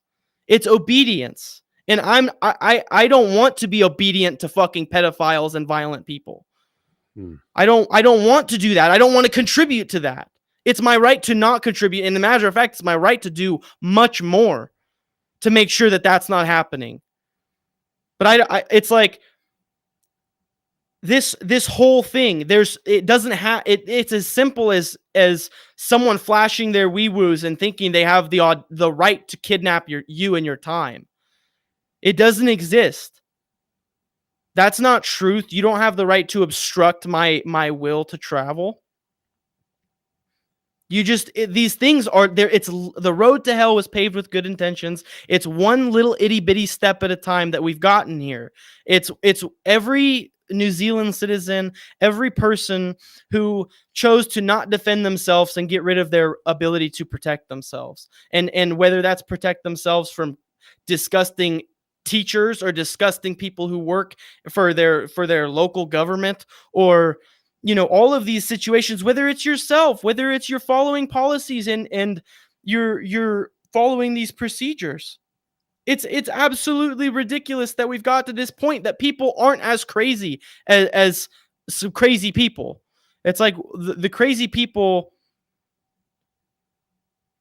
the people that everyone else calls crazy that step out of the line of authority, it's like that anyone who claims themselves as being an authority over themselves always faces violent opposition from any entity that, you know, wants to have authority over others, because those rights just don't exist. Excuse my tirade. There's a quote by Gerald Massey or Massey, and it's, "They must find it difficult, those who have taken authority as truth rather than truth as authority." Fucking And that is true. Yeah. I'm gonna try to. I want to try to find this part in this video because I got pulled over a long time ago, back in September, and I want to try to find this part in the video because I asked this guy a question about. Let me see if I can find the timestamp. I might not be able to do it here, but I sat on the side of the road with this police officer for about an hour filming in my car, and it was about like 3:30 in the morning when I first got pulled over. And there's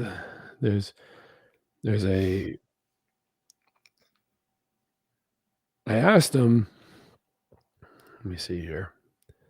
What I had asked him was, let's get rid of this. Well, let's see if we can get this on there. I can take in some the military before I was in this job. I can take some military before. Right. It's something you can't just openly run around and scream because, as a cop, because and that's the problem. Well, hey, we have a law gets passed that's unconstitutional. Don't ask me to enforce it. Here we go. Right. And that's an objective, unfortunately. But once again, like, can you hear it all right? Yeah. This line of work tends to attract vets. Yeah. Most vets genuinely love this country and love what it stands for. Right. So I want to pause this for a second. I just want to make sure that the message is loud and clear here with my interaction with this police officer. I'm a polite person. I don't go around screaming at them. It's not really my approach. If we're going to change these people because they are people, then they deserve to be shown some modicum of compassion. They deserve to be shown care. They just do. Regardless of what they do, we know that they're evil. We know that they're evil, unconscious, order-following pigs who have no problem pulling over somebody that's not hurting anybody. They have no problem committing violent actions. But being a dick and being a complete absolute just asshole to these people, you're never going to get them to understand natural law. You're never going to get them to understand how they're being violent, and you're never going to get them to listen to you about the principles of natural law. If you're not willing to go into the den of vipers and try to reason with them, even if you know that it's a losing battle. So when you hear the way that I speak to this police officer, I am polite and I'm cordial with him, and I try to be understanding of his mentality. Not that I agree with it, but I understand his mentality. I want to be able to understand why he thinks the way that he thinks, because if I can understand why he's doing something, then I can reverse engineer it. I can reverse engineer his psychology on this, and I can try to help break these people free from it. You're never going to get to a place like that until you take these steps. These are human beings. They have just the same amount of rights as us. They're still human beings at the end of the day. They don't act like it, but they are. They have bodies. They have a mom. They have a dad. However shitty those parents might have been, they are brought into this world the same as us. They're going to leave this world the same as us, and it's just, we have to heal this trauma, and you can't go around causing more trauma to heal it. You can't go pissing gasoline on a fire expecting it to go out. You can't do that. So when we're talking to these order following, brainless dweebs, we can laugh and have fun and games and talk all the shit we want about them when they're not around, sure. But if we're sitting there face to face with these people, it's a losing battle, but it needs to be fought, because we're never going to heal the massive trauma that our species has gone through. We're never going to heal that trauma that we continue to go through if we continue to keep performing the same actions that got us there. So I'm going to continue here. That's that.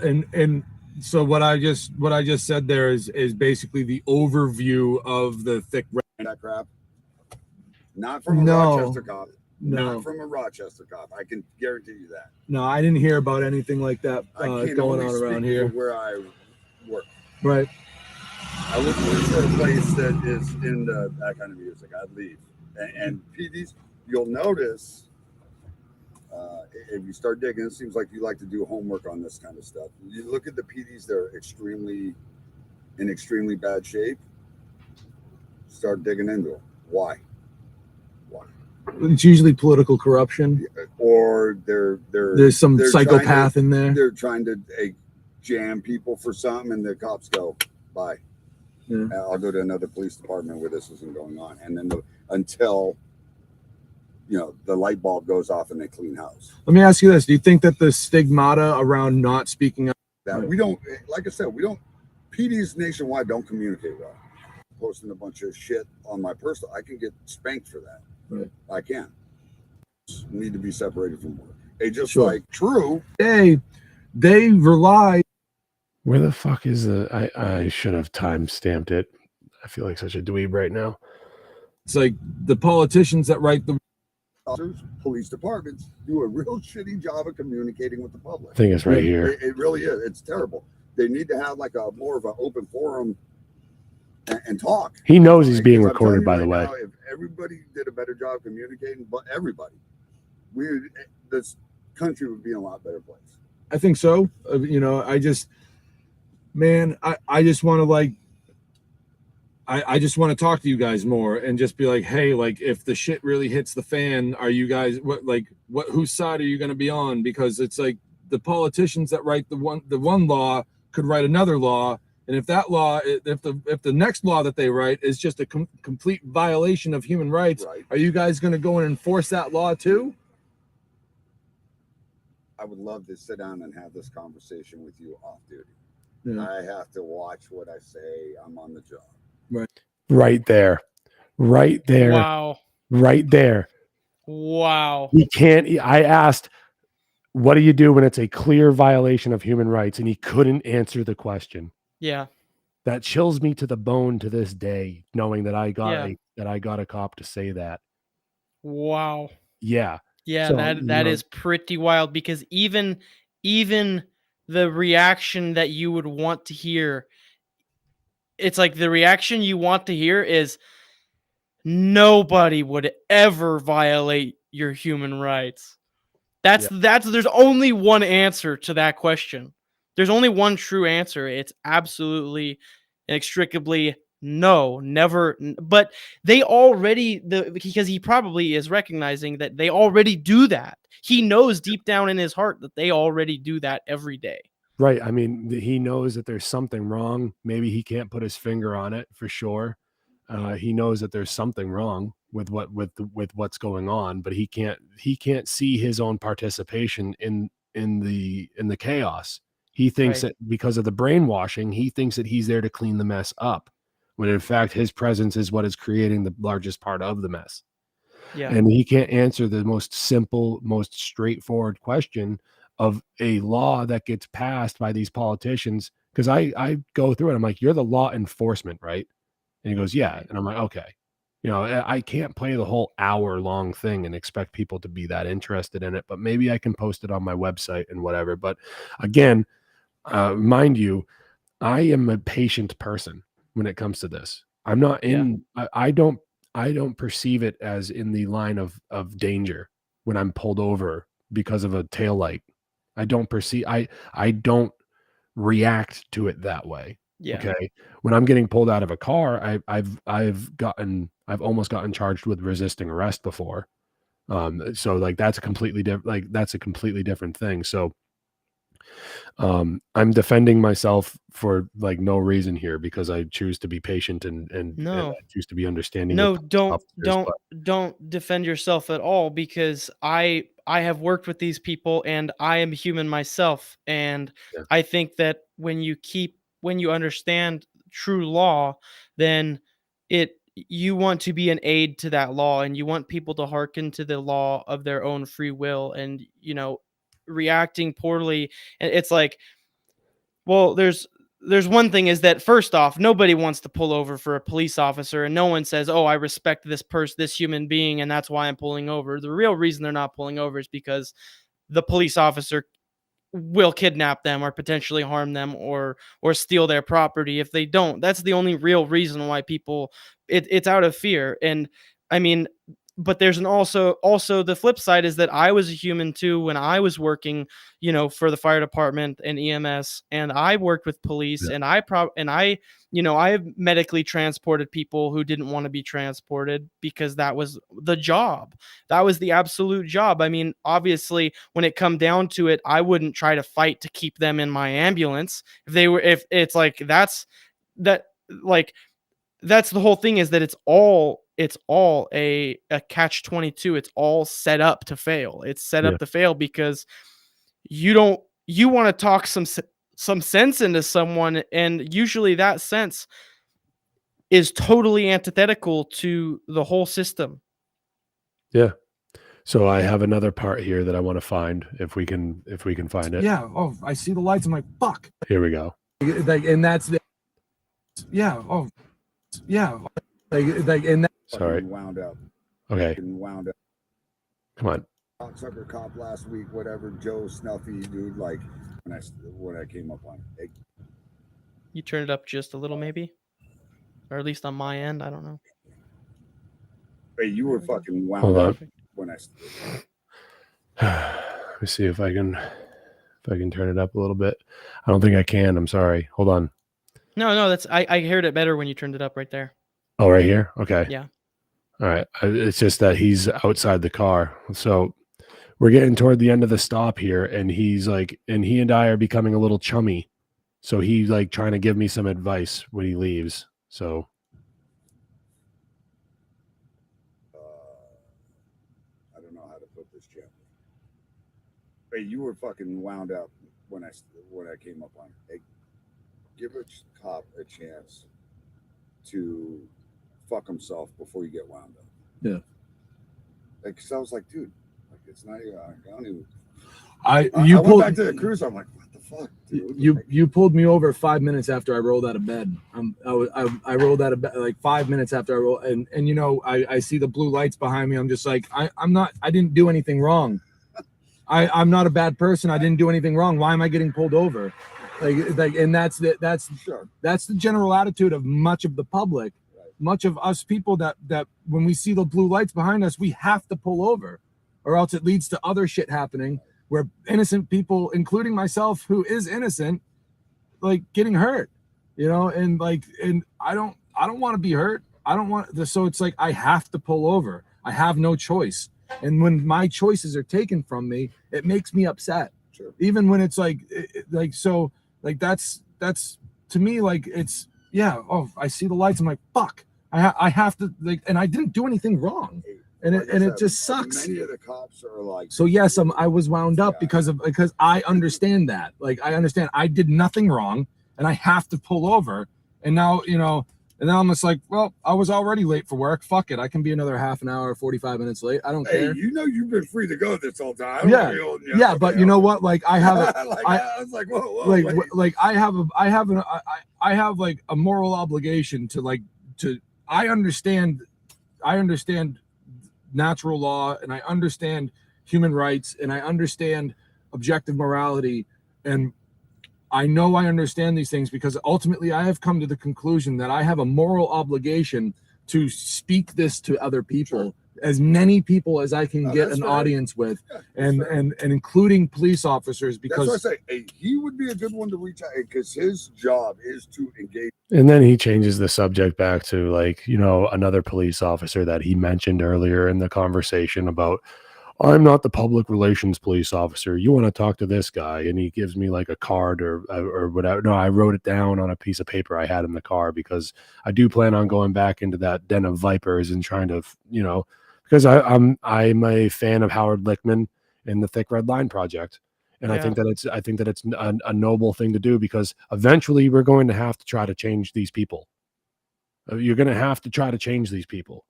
But like, that's yeah, my we have to that- use all avenues, and it's kudos to you for having that conversation with the cop, because my patience is already so limited in those situations, because it's like, first off, obviously just shut the fuck up and don't say shit, and just keep it as simple as possible, because it's like I'm mean, dude. I got a mouth on me. Oh, yeah. There's one thing that I am guilty of, and it is just being a shit talker, bro. I want to tell you Like, a story about myself. Sorry, it's all about me, but no, wanna I love tell you- hearing it, dude. I want to tell you a story about it's good. about an interaction that I had with the police about 12 years now, 12 years ago, and it was kind of the opposite as that. It's still the same, about the same time of day, but it was like kind of the opposite. I hadn't been to bed yet.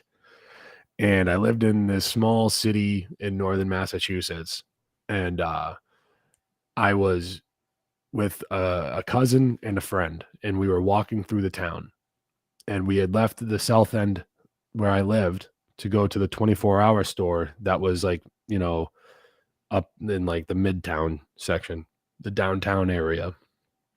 And on our way back, there was a cruiser just come up behind us and put its lights on and like pulled us over on foot. I had a bicycle with me. I was on foot because my cousin and our friend, they were both, you know, hoofing it. So I'm walking the bike, and we got our snacks and whatever. And I have a record, by the way. So this is where it gets interesting. They pull us over. We have a report in the area that there is like a car or whatever that got broken into. We're following up on that. We want to see what you guys are up to. And I told my cousin and our friend, you know, just be quiet. Don't talk to them. I'll handle it, you know, because I'm the oldest. It's my little cousin, you know what I mean? So, you know, oh, we need your IDs. I got like an eighth of weed in my bowl in my pocket and everything like that. And and I'm just like, okay, you know, IDs, whatever. I'm still naive at this point. I don't really have too much respect for authority figures still, you know, but I'm still kind of naive at this point. And we're in the middle of the street. I'll never forget it. And we're given the IDs. The IDs, okay, they radio it in. Okay, we got this guy. We got, you know, over, and they hand the IDs back, and they're just like, okay, stay out of trouble. And we're like, okay, we will, because we, you know, weren't in any trouble. And we start and they're like, okay, you're free to go. We start walking away, and I hear behind me something over the radio, and I'm like, fuck, that's for me. I know it. And sure enough, the cop goes, Mr. Cordner. And I go, yeah. And they're like, hold on 1 second. And I'm like, okay. And they go, come on back here. So the three of us, we go back about, you know, it's only about like 10 yards. You know what I mean? We've only gotten so many feet away. And we go back, and they want to search me. And I stopped being nice at that point. And I started calling them by their first names, because I know all of them. It's the town I'm from. They know me. They know my family. Like, and I kind of lost my shit there for a minute. And I said, oh, is this because of my record? Are you profiling me right now? The cop said, oh, what are you? You're not black. And I said, no, that has nothing to do with profiling, Steve. And I started calling him by his first name because it's a matter of respect when you start going, yes, sir. That's what they want. They want that dominance. They want to be dominators. So you gotta be you gotta be subservient to them. Yes, sir, master. Yes, sir, master. Yes, Right. sir. Yes, sir. Yes, sir. Yeah. And then but you start fucking, no, Steve. And I said, no, Steve has nothing to do with that. You know my record, so you think I'm the one stealing shit, Yeah. and I'm not. And I straight up told him, I go, just arrest me right now because you're not gonna like what you find in my pockets. And I said, I'm not going willingly unless you say that I get to pick up what I put out. If I get to pick it up off the ground and I get to put it back in my pockets and I get to leave because I'm not hurting anyone. He goes, well, what do you have on you? I go, I got weed and a bowl on me. What are you going to do? You're going to arrest me? Do it. He goes, you put your hat down on the ground, put everything in your pockets in your hat, and that's it. And I was like, okay. So I did it. I complied, but I didn't go quietly. I used to be like a firecracker. I used to be the guy that's like going to mouth off and everything. It used to get me places, but now I'm older. By the way, that same cop that I showed the video of pulled me over again in a different vehicle and about a week later. And he walks up to the vehicle and he goes, license and registration. And I looked up and I said, it's me again. We got to stop meeting like this. And I didn't videotape at that time. I started to actually, and then nothing happened because he looked down and he said, you have a headlight out. And I'm like, no way. And I go, I don't believe you. He goes, you don't believe me? I said, no, I don't believe you. I got out of the car and I looked, which was my big mistake. I shouldn't have gotten out of the car because that's when you're most vulnerable. But I didn't care because it's like, okay, not doing anything wrong. We just had this conversation last week. And he was like, yeah, you got a headlight out. And he and I stood next to each other and he looked at me and he goes, you look a lot older when you're standing next to me. And I go, yeah, because I'm like almost 6'2". Like, of course I look older, of course I do. You thought I was some little kid. Like you see me from like here up and you think I'm some little kid, of course. And he's like, you're free to go. You can get out of here. And I'm like, all right, whatever. Like, what are you going to do? But yeah, I've had that attitude toward them in the past. I almost got charged with resisting arrest the first time I got arrested. I was like 17 years old, and they tried to handcuff me, and I started, whipping away from them because I got arrested for pot the first time, and I said, you don't have to do this. And they said, yes, we do. And I said, no, you really don't. You don't have to arrest me right now. And they said, we're just doing our jobs. You're not supposed to have weed in New Hampshire.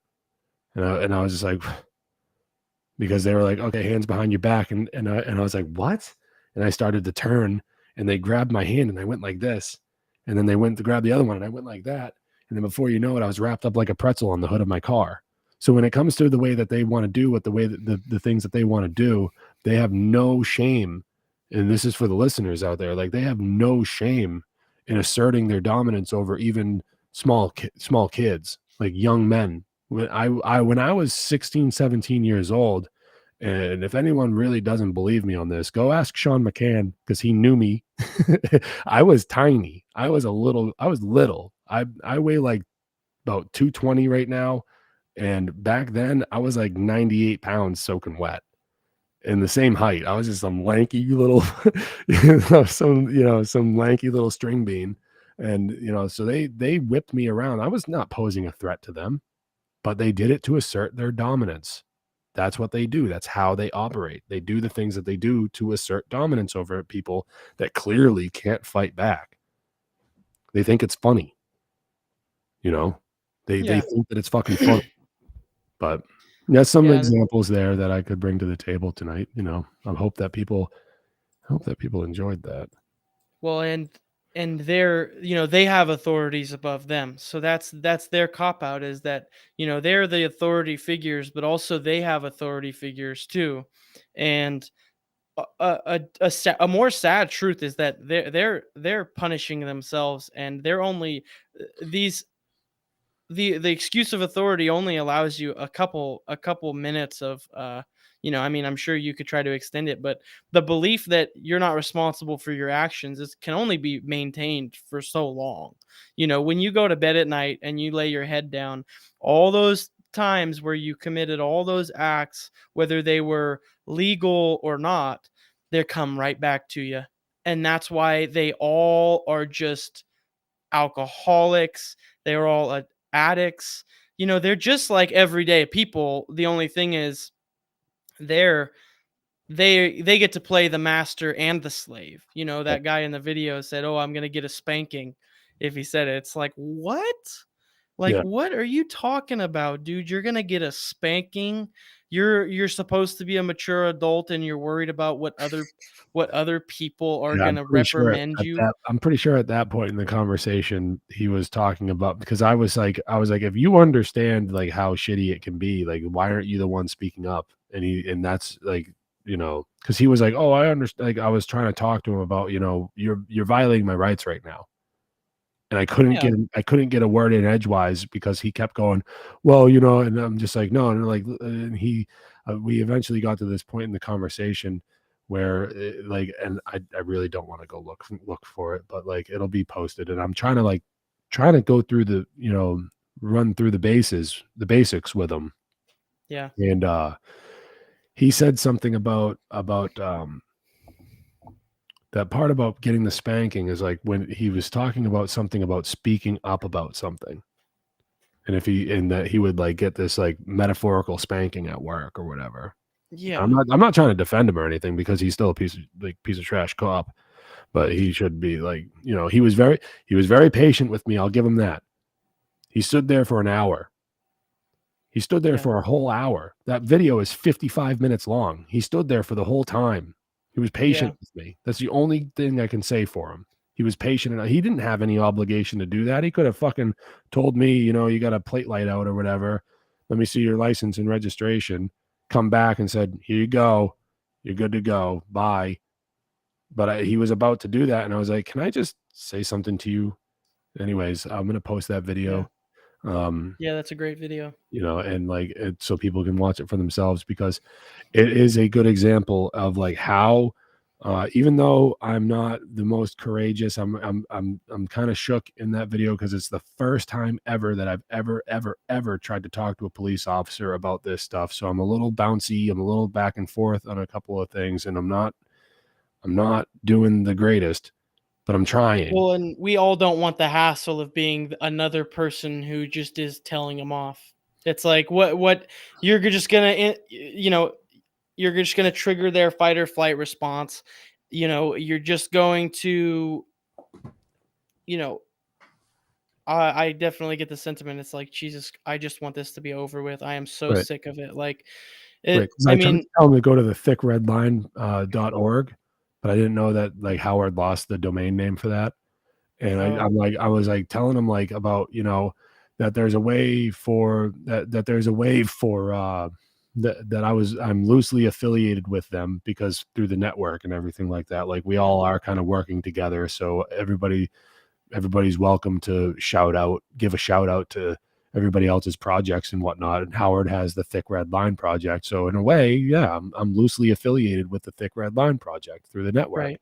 And I've had Howard on the show and everything. So, and I'm trying to tell the cop about the Thick Red Line project. And at one point he's like, is it anti-cop? And I was like, no, it's anti-violence. It's not necessarily anti-cop. It's anti-violence.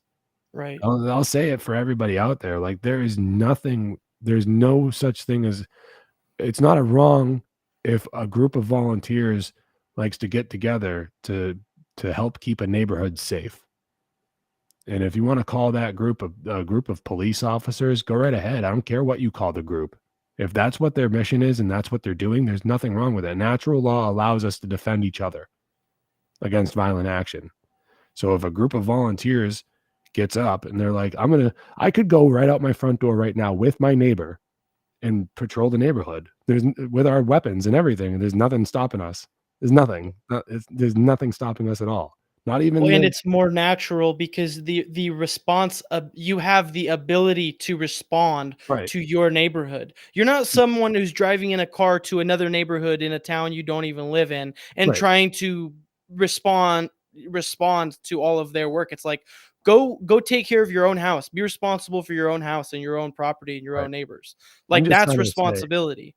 I'm just trying to say that within the boundaries of natural law, there is the ability for even for like myself and like others to stand up and say, hey, if you are one of the meek, if you are one of the people that can't defend themselves, you know, if we're able to, we'll come to your defense for you. There's nothing wrong with that. There's not a single thing wrong with that at all. And that's what these people think that they're doing. Right. That's what they think they're doing. That's not the Yeah. truth of the matter, but that's what they think that they're doing. Yeah. So They that's why believe they it. think that they're right, is because they think that they're just signing up to do this job, but they don't realize that they are holding everybody into a state of in a state of duress, and they're meaning that they are the law enforcement arm of the government, that they are the people that will go and do the or else part of the do what I say phrase. Do what I say or else. And then people go, or else what? And then the government goes, or else this. And behind them is a band of costumed thugs that are police officers. They are costumed thugs because they commit violent action against people, and they think that they're doing it for some altruistic cause. They think that they're being virtuous in their violence. And you're right. Their inner voice, their conscience, it eats them up. They know deep down inside in their subconscious that what they are doing is incorrect, and that they are exerting violent force against their fellow person. It's not on the surface, it's deep down in there. That's why 40% of police officers eventually end up getting domestic violence charges pinned against them. And that's only the ones that we find out about. Right. Okay. That's why you see things like this pop up. Let me see here. That's why you see things like this pop up. Cop allowed to quietly resign despite video of him obliterating innocent woman's face. Why? Like this free, you can see this, right? Like, yeah. An Oakwood police officer has resigned to avoid termination. Officer Timothy Holbrook's Can employment you was hear it? under investigation after he body slammed a woman back in October, and it was caught on police body camera. According to the police report, Annie Lloyd was too drunk to drive, so she called police. But when officers arrived, the report says Lloyd would not cooperate. We're told body camera video and eyewitnesses were crucial to the department's decision to terminate Officer Holbrook. He had been with the force since wait, what did that last? July. Since July. Okay, I don't know the time stamp on that video, how long he was with the force, with that police force or whatever, that department. But this is just another shining example of the lengths that these people are willing to go to assert dominance over others. Obviously, this woman poses no threat to them. The story is that she called them because she was drunk and she didn't want to drive. So she's looking for these people for help, and some chaos ensues. Doesn't matter what happened. Doesn't matter what she said. It doesn't matter if she provoked them. She's a defenseless little woman, and these guys are freaking behemoths of men, and they obviously just don't give a shit. So he picks her up off the ground and fucking slams her on her goddamn head. You see the picture there? That's disgusting behavior. I'm not sticking up for these people. That's not it at all. It's just oh my God, I'm trailing off here. I apologize, but it's just like time and time again, we see how these people violate the rights of others, but they think that they are doing a good job. They volunteer to do that job. No one sticks a gun to people's heads and goes, you're going to be a cop. No, they get brainwashed into it. Like I said earlier tonight, the education system does this to people. That's what it does to people. Then on top of all that, you get dipshit parents out there that glorify these monsters to their little fucking kids and make them little kids think that the fucking monsters are the heroes. You Yeah. get the villains as it's a complete satanic inversion of what a real hero is. You know? It's completely fucking wrong in all aspects. Glorifying monsters. The very boogeymen that your kids are afraid are under their beds are not under their beds at all. They're in fucking squad cars patrolling the neighborhoods. Anyways. There's no sense of true responsibility or true authority for each individual. Humanity is a large child, so, you know, in the cosmic scheme of things. the cosmic scheme of things, I think it's been called the Aeon of Horus. Yeah. And it's the age of the child, of the son, of the child, the kid. It's we're living in the age of this cosmic adolescent. We haven't taken the leap into maturity or adulthood. And there is an absolute sense of fear and self-loathing and an attitude of helplessness and zero self-worth. People don't have self-worth. They don't know what their life is worth. If people knew what their life was worth, they wouldn't be going around destroying other people's lives. If people actually loved themselves and knew what their life was worth and knew the value that came with our breath and our ability to act and have free will, it's like that sacredness, that, you know, that inner knowing of the self. If you know yourself, you know, you have no desire to control other people. You cannot take, you know that you cannot take responsibility for others. You know, granted, they're not your children. It's like, we are the child who wants to be taken responsibility for. We want some mother or father to take responsibility for us. We don't know true maturity as a species. There's a very select handful of people who actually are responsible and an authority. But there's this new age sense that, and it's like a new age. You see it I see it in the Christian community, and, you know, you have to have authority. You have to respect authority because, you know, Christ is authority. And Romans 13, you know, God put the authorities and these institutions in power for a reason. You know, Romans 13, Romans. Who were the Romans back then? Just a question. Who were the Romans? Government, the slave owners. So of course that part of the Bible was written by the fucking slave owners. Yeah. They plant these seeds to make sure that their kind doesn't die out. They've been and doing it's it just for this centuries, big millennia. boot licking fest. All the Christians, they hide. They're called bootlickers. Yeah. Sorry. Bootlickeranity. It's like this form of Christianity that is just like, we respect authority. It's like, no, you respect like the ego, and that's the only thing that you hearken to is an out of control ego. And you think that you are the hands of justice, and that you are, you get to enforce the law on others. True law doesn't change. That's true authority. You have no authority if you don't obey natural law. Your authority is vested in you to be an authority of yourself. God gave you the authority over yourself and to make a difference in the world. That's what you have to benefit creation, to benefit, to align with creation, and to share the gift of creation, and to live in a way that creates, that is creative, that is not destructive. And we worship authority because we're afraid of chaos. We're afraid of ourselves. we're afraid of that point of ourselves. That's, I don't want responsibility for this. So I'm just gonna, rather than going to see what my neighbors need help with, I'm just gonna peek through the blinders and call 911 and have someone else, because they're responsible for it. And it's the system that perpetuates that, because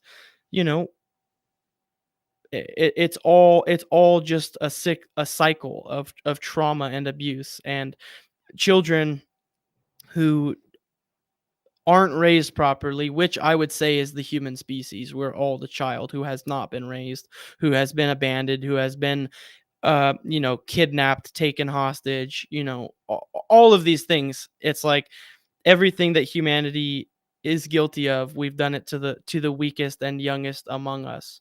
And there's no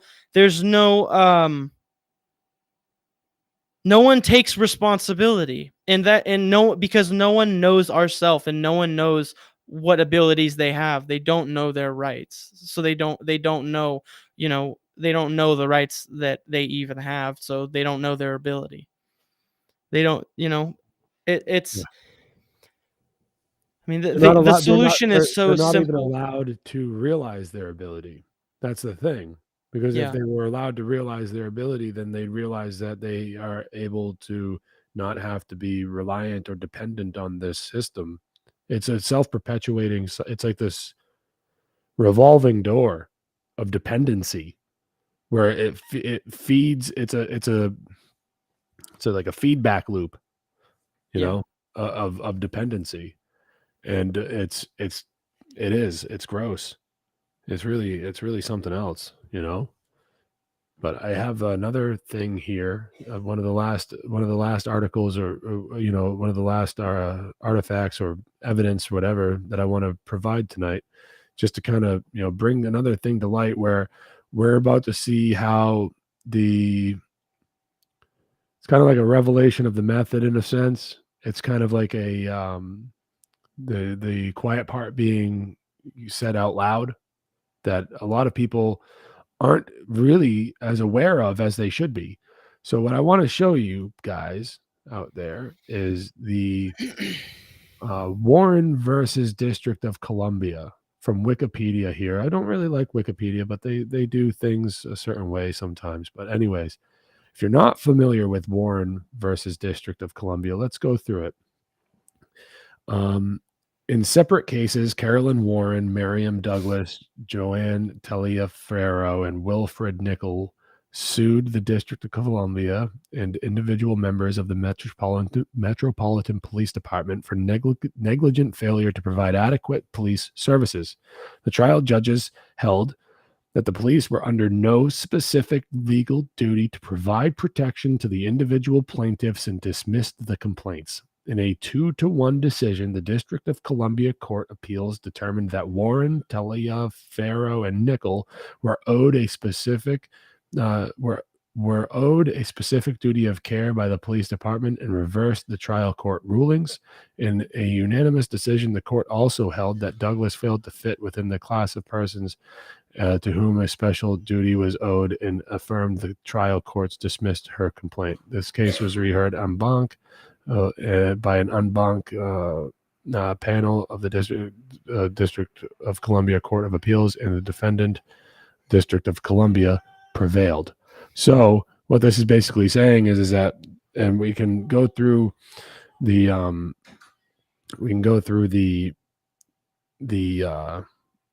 story here, but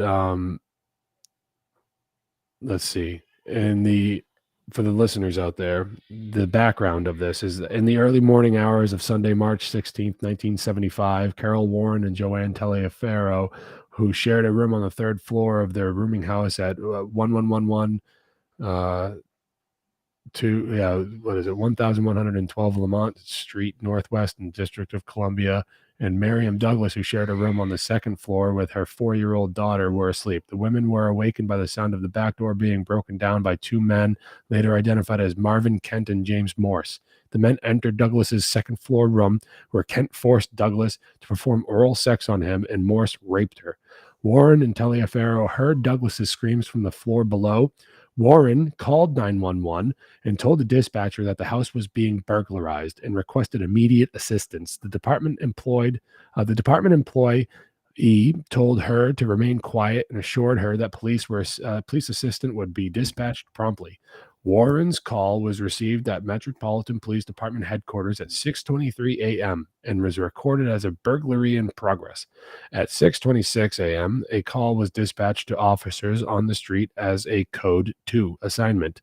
Although calls in a crime in progress should be given a priority and designated as Code 1, 4 police cruisers responded to the broadcast, 3 to Lamont Street address and 1 to another address to investigate a possible suspect. Meanwhile, Warren and Taliaferro crawled from their window onto an adjoining roof and waited for the police to arrive.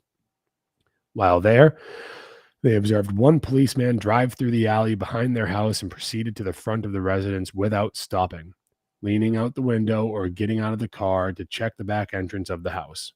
A second officer apparently knocked on the door in front of the residence but left when he received no answer. The 3 officers departed the scene at 6:33 a.m., 5 minutes after they arrived.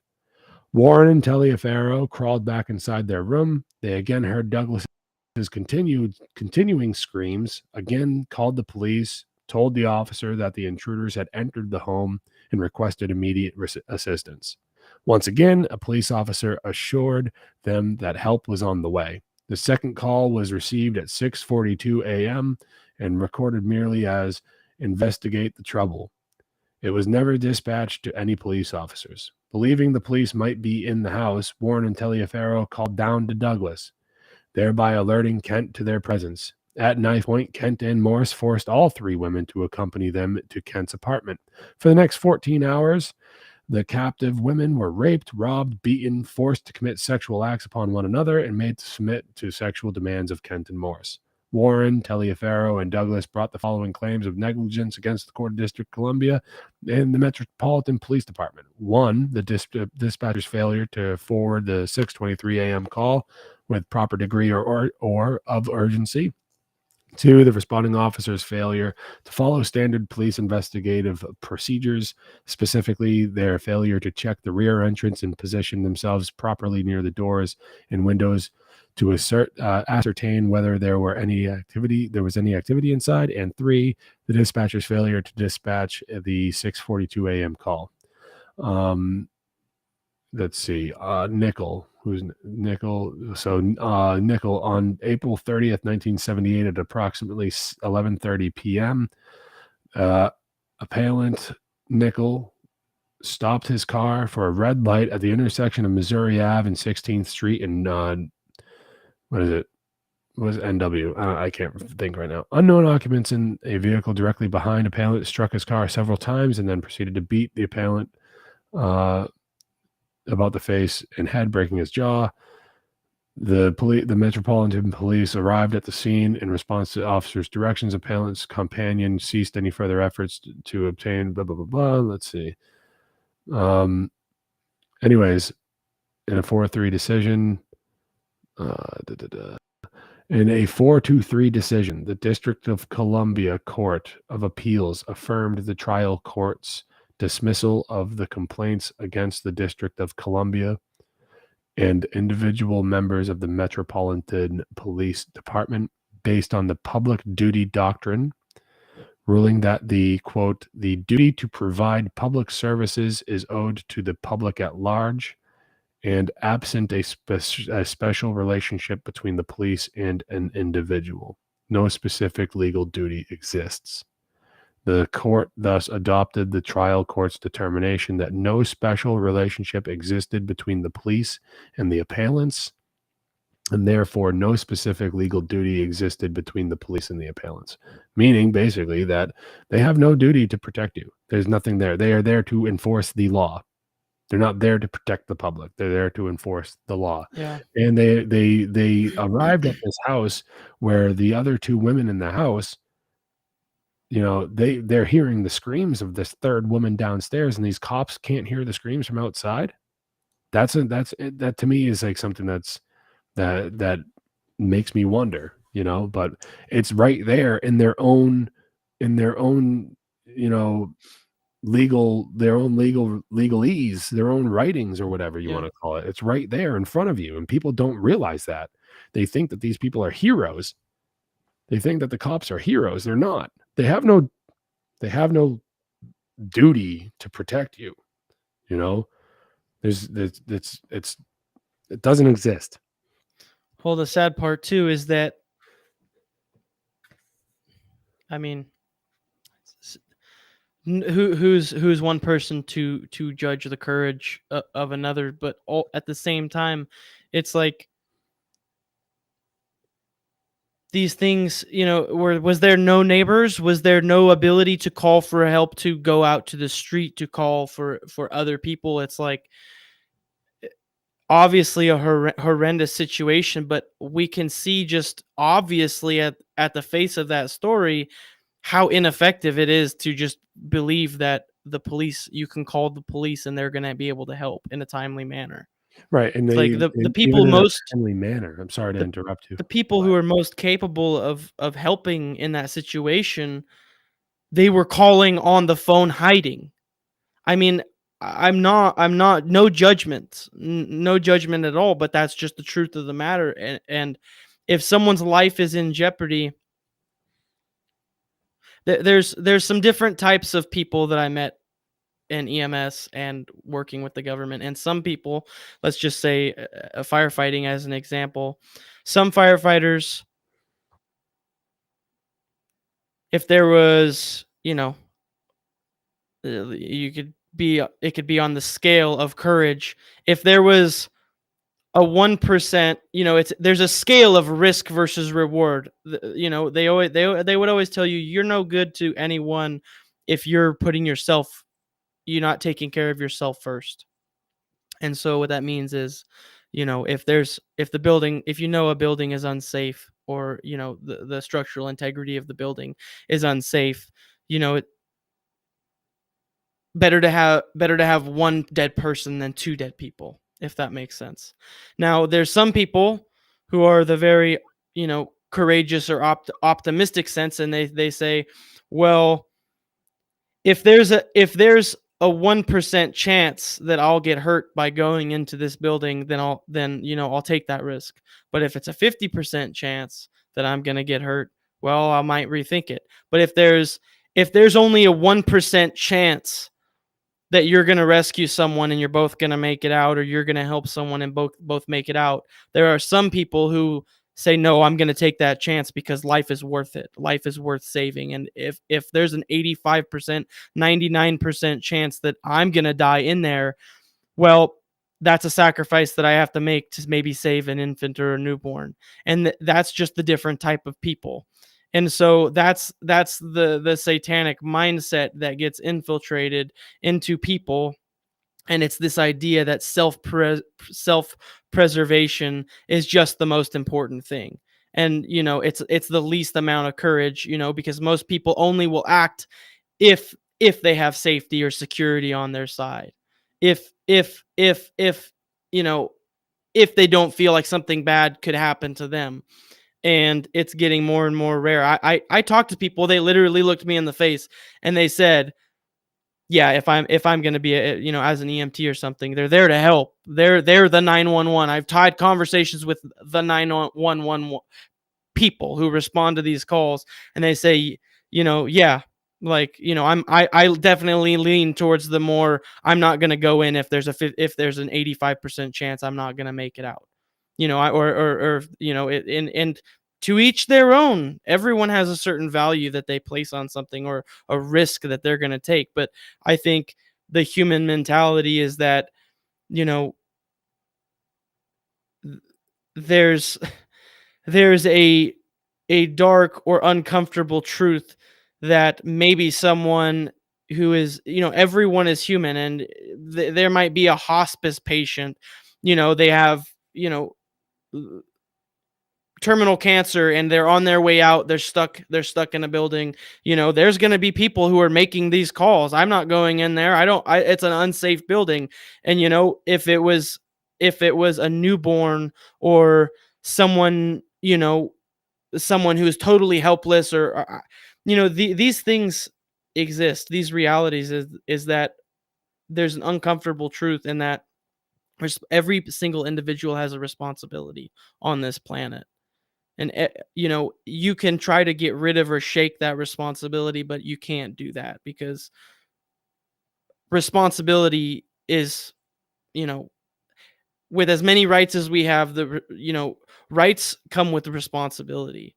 We don't want that. We want all of the rights and all of the freedom without any of the responsibility. We want to be able to do what we want when we want without the responsibility. We want to be able to send our kids off to school. We want to be able to pay our taxes. We want to be able to do, we get rid of all the responsibility. Instead of our responsibility to disobey violence and to put an end to violence, we'll just send off our money. We'll just get stolen from in hopes that we don't get stolen from. We'll go and put doctors and just worship doctors and worship celebriticians and worship the government.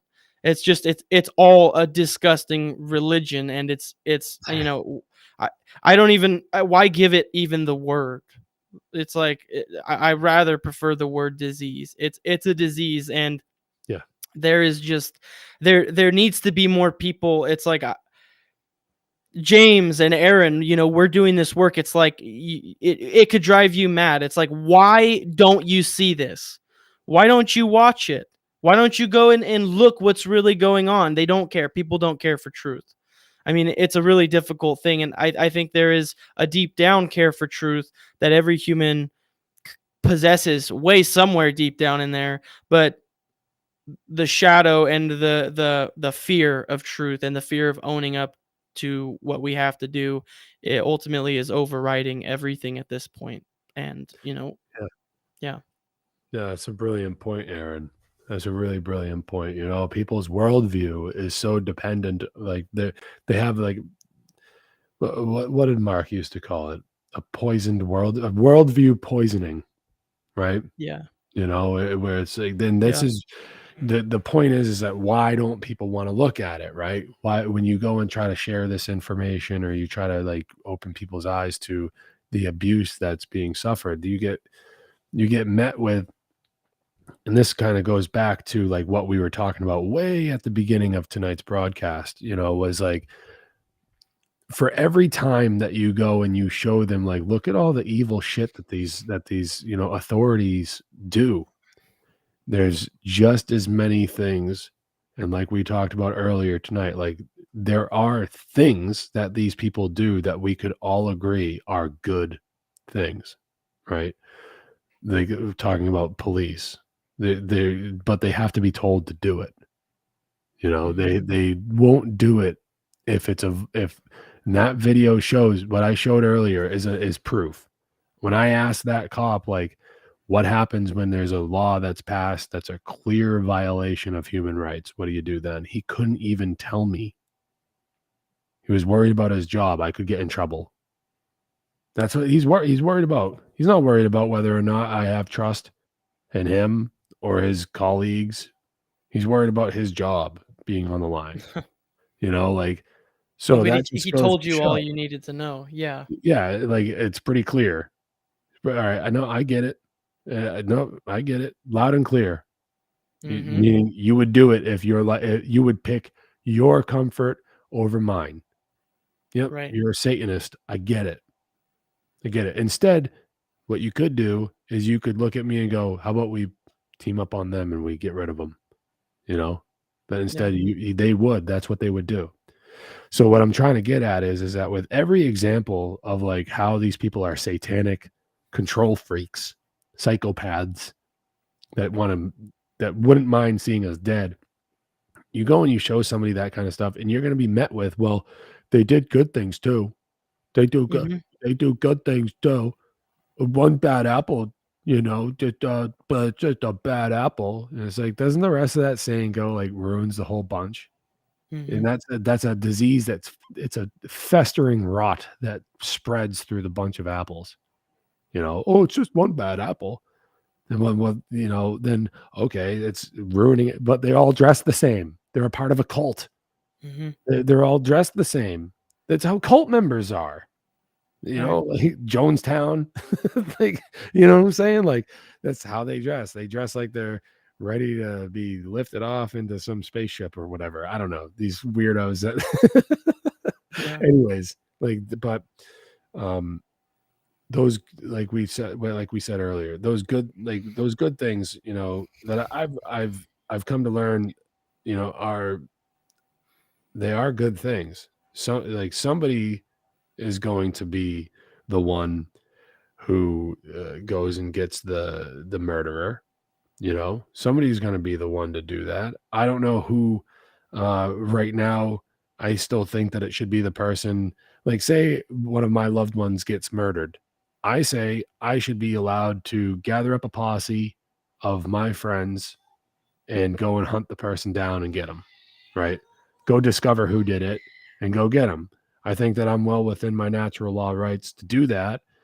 I don't think that that responsibility should be given to anybody but somebody who is like, you know, actually shares kind of a commonality or a camaraderie with the person that was murdered, you know, like some sort of like tribe or maybe a family member, that type of mentality where it's like, yeah, as family members, we kind of do bear a certain responsibility for one another. Maybe we should be the ones that take care of these types of things when they come along.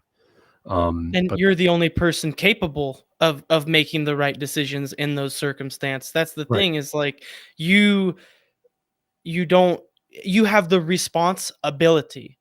You right, have the ability. You're the only people in that situation with the right, ability to respond. Like, right, that's what responsibility is that right. I don't have, Joe Schmo doesn't have all the information, all the knowledge, all the truth and the facts of the matter, the ability to respond. He has no information. It's like it comes down to law and justice. Like, you in these small circumstances,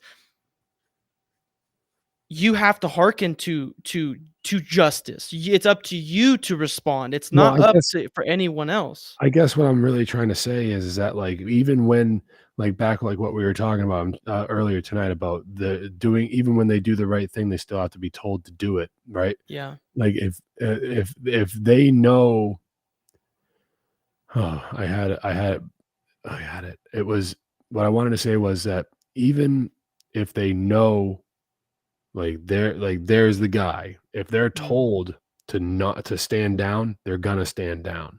Right. Right? So I don't have to be subservient to some hierarchy. You know, I find the evidence, I'm going to search for the truth and you know, find the rapist, find the murderer. I'm going to find the truth of the matter. I'm going to know it, that I'm not going to get it wrong, because if I got it wrong, then I would be the murderer. You know what I'm saying? Like I'd be the one taking an innocent life or messing with somebody's freedom, violating their rights. You know, it's a painful process. I believe I could do it, but but what I'm saying is that like no one's there to tell me to stand down, and I'm not going to if they try. These people are brainwashed. They will do it. They will stand down, even if it's like he's right there. Get him. Nope. I have my orders.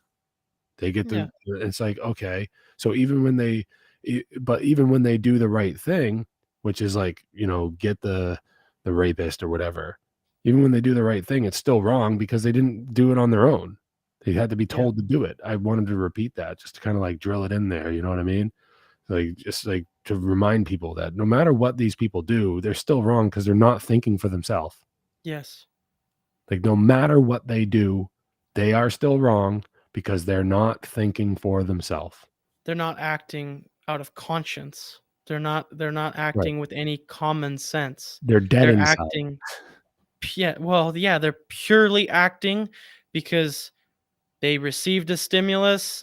They don't need to understand it. They don't need to think about it. They just need to act it out. And that allows things to get done so much more efficiently because you don't have to waste time. You don't have to think about it. I've heard people literally right in front of me say, I don't want to think. I don't want to think for myself. It's better with someone else if I don't have to use my brain. You know, I kind of get the sentiment because how many times we can often how many times have you heard the story of like some guy that just wanted to help protect his community or whatever. And then next thing you know, some years down the road, he's doing wicked, immoral things. Like, I think that there's a lot of people out there that are like that. I specifically have that kind of school of thought when it comes to people that go and join the military. Like, a lot of people that go and join the military, I think they do it because they're brainwashed into it. They think that they're doing something good when they're not. They're just not. Right. But the thought process is that they're defending freedom, that they're defending the Constitution or whatever. They think they're doing something good, and they won't hear it any other way because they're fucking brainwashed. They're brainwashed into being little slaves. They're mind controlled slaves. And it's tough. Yeah, they're puppets. It's tough to get through to these types of people. It's really tough. I feel bad for them. I don't hate them. I don't wish ill upon them. I hope that they wake up in time to kind of repent for the way that they've like gone against natural law, so they can kind of like clean up some of their karma, like get rid of some of that karmic debt in a non-violent way. That way they don't suffer for the rest of their lives, because that's what's going to happen. You were talking about like the guilty conscience earlier, when like they go home and they drink and they do all these things, and then we talked about wife beaters. That's kind of what kind of got us to here. It's like they do all these things because their conscience is eating them up inside, and it's like, I don't want that for anybody. I don't want that. I do not want that for my fellow person. I just don't. And it's like, how do you get through to these people? You can't. You just can't. The mind control and the brainwashing is so thick. It's so deep down in there. And that's why I was trying to say something about the way that we glorify these bastards to little kids. And listen to me go like, oh, I want good things for everybody. And then I turn around and call them bastards. Well, that's what they are, because they're doing these things, but they can still, they could still, they could still turn it around for themselves. They're still here. They're still breathing. They're still young. They're still young enough to make a difference. They can turn it around for themselves. Everyone has potential. And something I learned was about neuroplasticity. And it's like the whole thing about like it's the opposite of, you can't teach an old dog new tricks. It's like, no, you can teach that old dog new tricks. Like the metaphor goes to like, oh, well, I've always been this way. I'm always going to be this way. I'm set in my ways because I'm a stubborn son of a bitch, and I'm never going to do anything different. It's worked for me this far. It's like, no. You have time to learn new ways. You have time to build neural pathways and think differently, and to kind of construct your perception of the world. You can construct it in a better way to realign with truth and morality, where you're no longer violating the rights of other people around you, or for even bring it further, other living beings for that matter. I personally, and I repeat this all the time, personally, I like to bring it to human interaction. That's just me. That's just how I think, because if we are if we are the ones, you know what I mean? Like, we should stop hurting each other. Oh, yeah. But what I'm trying to get at is that, like, there's time for them to turn it around for themselves, and we need to in this community, we need to be the ones setting the example of how to reach these people. Yes, they're evil. Yes, they're in a cult of ultimate evil. Yes, these things are true. Their order followers are violent cult members who would not hesitate to violate your human rights, to up to and including murdering you, kidnapping your children, kidnapping you, holding you hostage, murdering you. And that's just the truth of the matter. But they're still human beings, and they deserve the same compassion that any other human being deserves. And if us in this community aren't setting a good example of how to reach them, what are we even doing? What are we just going to wait for the mess to clean itself up? If we know the truth, if we know morality, and we're just going to sit here, I bash on cops all the time. I bash on order followers all the time, but I still recognize them as my fellow person, and I want them to wake up. It's like we need to confront them. We need to Yeah. confront them, and we need to do it in a compassionate, respectable way until they start really violating us personally, and then don't go down without a fight. That's what I say. Yeah, well, and we are taking, this is the most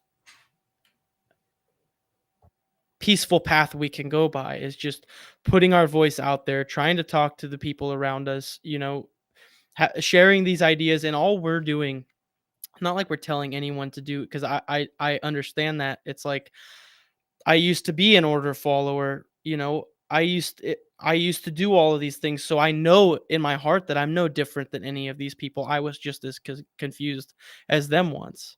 I was just as confused as these people. I just didn't get that far. Luckily, by the grace of God, I was able to, see truth and see the real authority of creation, and not be blinded by the worldly, shadow authority that, we project onto each other.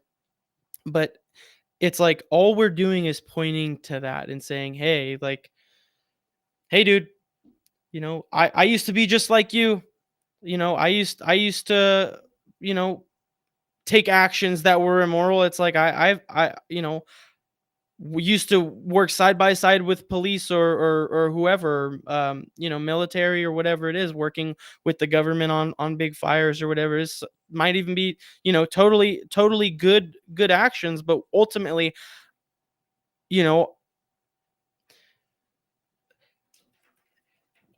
I realized that in order to be doing the right thing, you have to be conscious of it. You have to know that it's the right thing. And that is what you have to hearken to. And just telling others there are laws in place that you can have security in. You can have faith. And that's what the ultimate sacrifice is, saying that I believe, belief is where, you run out of information, so you need something to make up for your lack of information. And I think that's where belief is. And that's why, we believe certain things. It's like, I don't just believe that my life is better when I'm not being violent or, stealing from other individuals. I know that for a fact, because I can look at the suffering that I have done during the points in my life where I was lying, or I was, working for an immoral institution. And then I look to it now, it's like, I never had security back then. It was all an illusion. My security, in a retirement, in a career plan, my security for whatever it was all an illusion. And money, people think they have financial security. That's what they place as authority. It is they're looking for something that they can sacrifice themselves for. And they'll go all or nothing. And what we're doing is pointing to a force and laws that are immutable, that is real security. It's real security knowing that you're fighting for a right cause. It's real security knowing that you're doing what's right. And you might not be perfect at it. I might not be perfect on here in front of a camera talking to the world, but I know that that's right. And I know that the universe will look after me in my weak, petty little attempt to try to do something with my voice and the knowledge that I was given. It's like, damn, I would much rather be here than to be someone who never even started the work, and it's like someone who never got the love from they never experienced the love for themselves, true love for themselves, and the love that God gives us with its principles and with the laws. The laws were created for freedom. And if you obey them, then these laws will take you, past death. And that's what we're after. Here. That's a perfect place. We're coming up on 3 hours. Yeah, that's a perfect place to like kind of wrap it up. And we'll have to pick this conversation up again because there's so much more, but it can't be done tonight. So we'll real soon we'll have you back, and we'll wrap it. We'll continue talking about this and kind of exploring more solutions to this, and so give us a shout out to to any projects you have coming up or anything like that. I know you got something going on right now with Corey, so what's up? Yeah. Check out the End of Slavery Summit, nita.1/summit, and you could sign up and get, a treasure trove of information and some content that I have made with him and a lot of interviews. He has just some giants in the lineup, the people that he has interviewed and we interviewed together. And yeah, that I would just say, go check that out, and and check out James's work. And we people doing this stuff, we're doing it to share truth. And I think that a lot of people in this community, they don't ask for enough help, and I know I need help. And everyone that I work with, or that I work with on this network, it's like we should be a little more not we should be not as humble, and we should be asking for help, because we do need help. And even if that help is sharing links or talking to someone else about this show, it's like that is help. You don't have to go and send a donation to James or me. It's like not everyone's in a position to do that, although everyone knows that helps. But just signing up for the End of Slavery Summit, reaching out and having a conversation, asking a question, or just saying, hey, great work, thank you, you helped me with this information. I mean, I come from the standpoint, it's like I'm not really the most perfect speaker or content creator at the moment, but I'm trying my best to do a part in production or in whatever small ways that I can help. I still struggle with these worldly things, with the facts of reality. And I'll leave it there, but just if you're watching or listening, just support the people that are doing this work. Yeah, thank you, Aaron. Thank you all, everybody out there that's watching or listening this in the future. We had a few people watching live tonight, which is nice. It's always cool to see people coming out. I haven't been streaming regularly, so it's a little tough at the moment to get the live viewership. But in case you're this far into the podcast, come on over to freeyourmindne.com. That's my website, and you can check out the schedule there. Come and join some of the chat servers that I'm I'm the administrator of at Gilded or Discord, and these will be the places where you can really keep up with the schedule for the show. We're going to be coming back. We got another Black Pill Digest coming up, and next week. So a week from today, so on December 17th. We will be having Black Pill Digest episode 2 starting at 9 p.m. Eastern Standard Time. And that's going to be exciting. That's a joint effort. Sean McCann came up with this idea to kind of reveal to the world some of the most, hard to look at things that are occurring, to unpack them, to really reveal them, bring these dark things into the light, de-occult this information in a more hands-on way, where we're going to be kind of taking stories much like we did tonight and just kind of unpacking them and trying to help people look at these things and make sense of them. So that's kind of the Black Pill Digest, and that's something that Sean and I are doing together, which I'm excited for. But like I end these shows, I always like to say, and this one more importantly than many of the other broadcasts that I've done, but it really comes down to the individual realizing their rights, learning what the difference between right and wrong truly is, and using their free will to exercise their rights while we have the life we do, to realize our potential, self-actualize, and come into our own. and not be dependent on any sort of outside authority or outside ruling class.